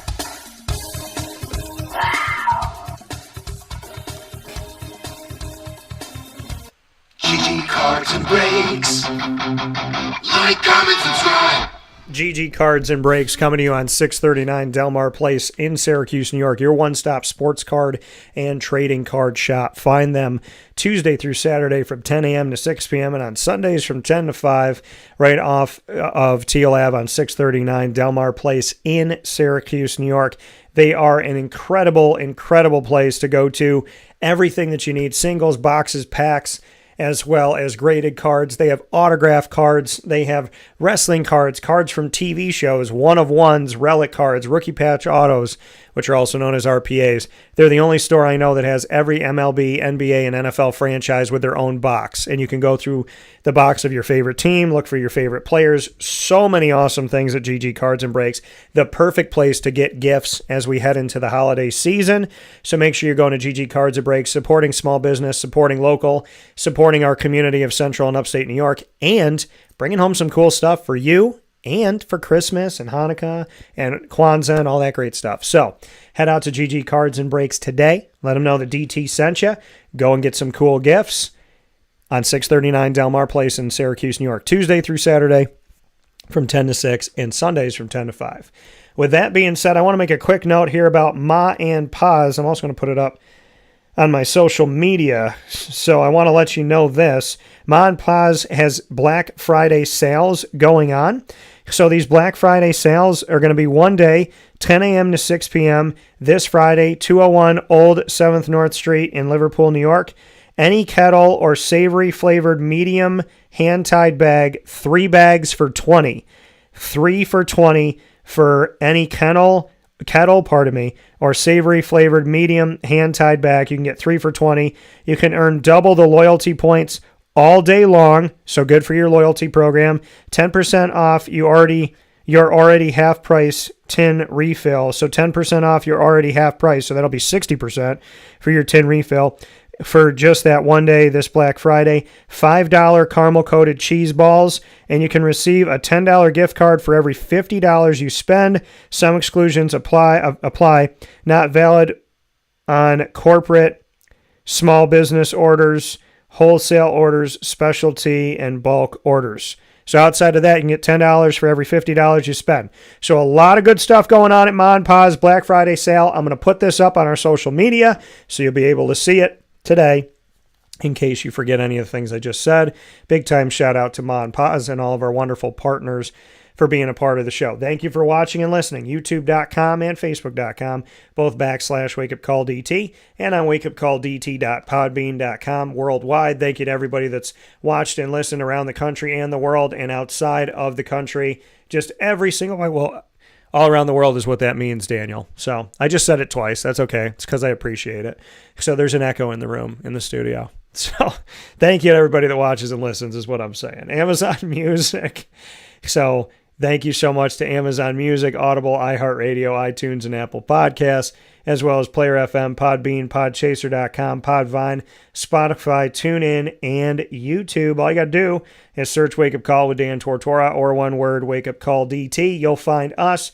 Please make sure that you send us a subscribe, a follow. It is free. It'll connect you to us, so you will be able to be with us all throughout the year. So thank you for that, everyone that already has. Big time thanks to the Brooklyn Pickle out there in the wonderful, wonderful location on 1788 Old Morganton Road in Southern Pines, North Carolina. When you're down in North Carolina by Pinehurst Golf Courses, you know where to be. Or if you're in that community all the time, you know where to get your sandwiches. The Brooklyn Pickle, it is so good, and there is no sandwich like it. They used to make sandwiches where they gave you a ton of meat, a ton of substance to it, and then they stopped doing that, except Brooklyn Pickle. You're going to get a full-on, if you get a half, it's a whole. If you get a whole, it's 2 sandwiches. Go to the Brooklyn Pickle today, 1788 Old Morganton Road in Southern Pines, North Carolina. And, of course, Carvel DeWitt, where you can get my DT Dolphin Lemoyne-centric Sunday every single day of the week. And on Wednesdays, it's buy one, get one. So right before Turkey Day, go get some BOGO. And if your family came in early for Thanksgiving, bring them over to Carvel DeWitt and have them try something they can't get anywhere else in the world, which is the DT Dolphin, 4322 East Genesee Street in DeWitt, New York. Buy one, get one today and every Wednesday for the DT Dolphin. We'll see you there. Wildcat Sports Pub, Servomation, reimagining, reinvigorating, and just bringing about a whole new world of vending. I went through their kitchen, the kitchen that they had, the size of the kitchen, the quality of the food, the variety of food, as well as all of the technology that they have. Servomation.com. Find more today. If you need some vending in your business, your school, or wherever you may be, Servomation is the way to go. Mother's Cupboard, Canine Camp Dog Daycare, Avicoli's, Mon Paz, the snack capital of the world, GG Cards and Brakes, Pizza Man, Fire Pit Barbecue and Saloon, Great Lakes Honda City, Chick-fil-A Cicero, Canine Kampground Dog Boarding, Brian's Landing, and of course we are the exclusive multimedia marketing partner of your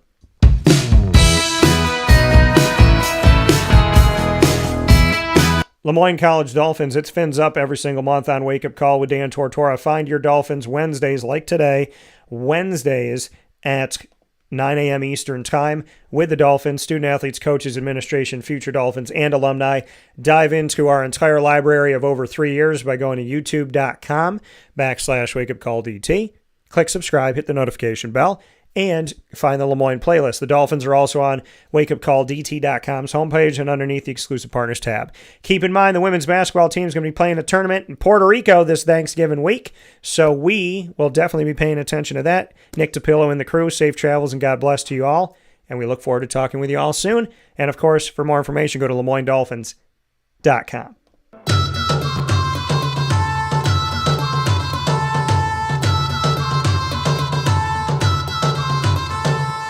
The Bryan and Stratton College Bobcats of Syracuse are exclusive multimedia marketing partners with Wake Up Call with Dan Tortora. They just finished off their men's and women's soccer seasons with both teams playing for a national championship once again. And in the men's and women's basketball world, they're out there putting their work in. They got a little bit of a break here to celebrate the holidays, and then they'll be right back at it. And you can be sure that we're going to have your Bobcats here with us on Wake Up Call with Dan Tortora. Go to youtube.com/wakeupcalldt. Click subscribe and hit the notification bell and find our BSC Syracuse playlist of 3 years of covering the Bobcats and what we call the Bobcat Buzz.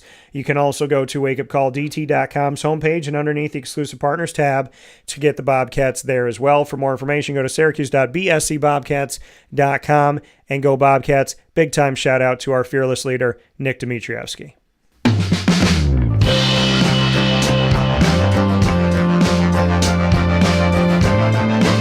The Binghamton University Bearcats are exclusive multimedia marketing partners with Wake Up Call with Dan Tortora. Find your Bearcats every single Tuesday at 10 a.m. Eastern Time during Bearcat Time with student athletes, coaches, and administration. Moments with Marshall featuring Gene Marshall, Binghamton University Athletics Director, and the Bearcat Break Room with student athletes, coaches, and administration throughout the year. We already got a great special set up for you next Tuesday at 10 a.m. Eastern Time. You can find all of our Bearcat specials by going to youtube.com/wakeupcalldt. Click subscribe, hit the notification bell, and find the Binghamton playlist. You can also find the Bearcats on wakeupcalldt.com's homepage and underneath the exclusive partners tab. For more information, go to binghamtonbearcats.com, and you already know, go Bearcats.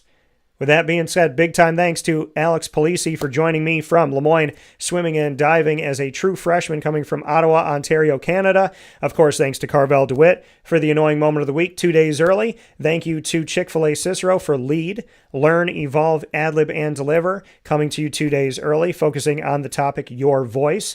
And shout out to Lorraine Perry celebrating the owner of Canine Camp Dog Daycare and Canine Kampground Dog Boarding in the segment that they proudly are partnered with, the Top Dog of the Week, coming to you 2 days early, and Papa Joe a day early, speaking on college football and the NFL. With all of that being said, I hope you have a wonderful day. Please go to our social media because there's a bunch of videos I'm putting up and a bunch of promotional things for the wonderful companies that we work with, and I don't want you to miss them. I don't just work with businesses, I work with good people. So when I tell you to go somewhere, it's because I truly care about that place, those people, and the ownership that they have. So please, please remember that Saturday is Small Business Saturday. Go and support the businesses that support us here on Wake Up Call. Carvel DeWitt, the Wildcat Sports Pub, Servomation, Mother's Cupboard, Canine Camp Dog Daycare, Avicoli's, Great Lakes Honda City, Canine Campground Dog Boarding, GG Cards and Breaks, Pizza Man, Mon Paz, Chick-fil-A Cicero, Bryan's Landing, Lemoyne College, Bryan and Stratton College of Syracuse, Binghamton University, and of course down in North Carolina, Brooklyn Pickle, 1788 Old Morganton Road in Southern Pines, North Carolina. Facebook at Wake Up Call DT, X at Call DT, Instagram at Wake Up Call _DT. I'll be putting out a post on all of our social media that on Small Business Saturday, you can support Dan Tortora Broadcast Media, Wake Up Call, Super Powered Pop, Comic Book Trails, and Do Diz with Dan by going to our merchandise website and making a purchase. I don't care what you buy. I don't care what you pick out or how many things you pick out. I'm asking you this Saturday on Small Business Saturday that you go to my website and buy merchandise from Dan Tortora Broadcast Media. Thanks to East Coast Specialties for setting it up. Thank you to all of you. Have a wonderful, wonderful day. I'll see you at the Dome tonight, and a very happy, safe, blessed, fruitful, and filling Thanksgiving may you all have. God bless. No stress.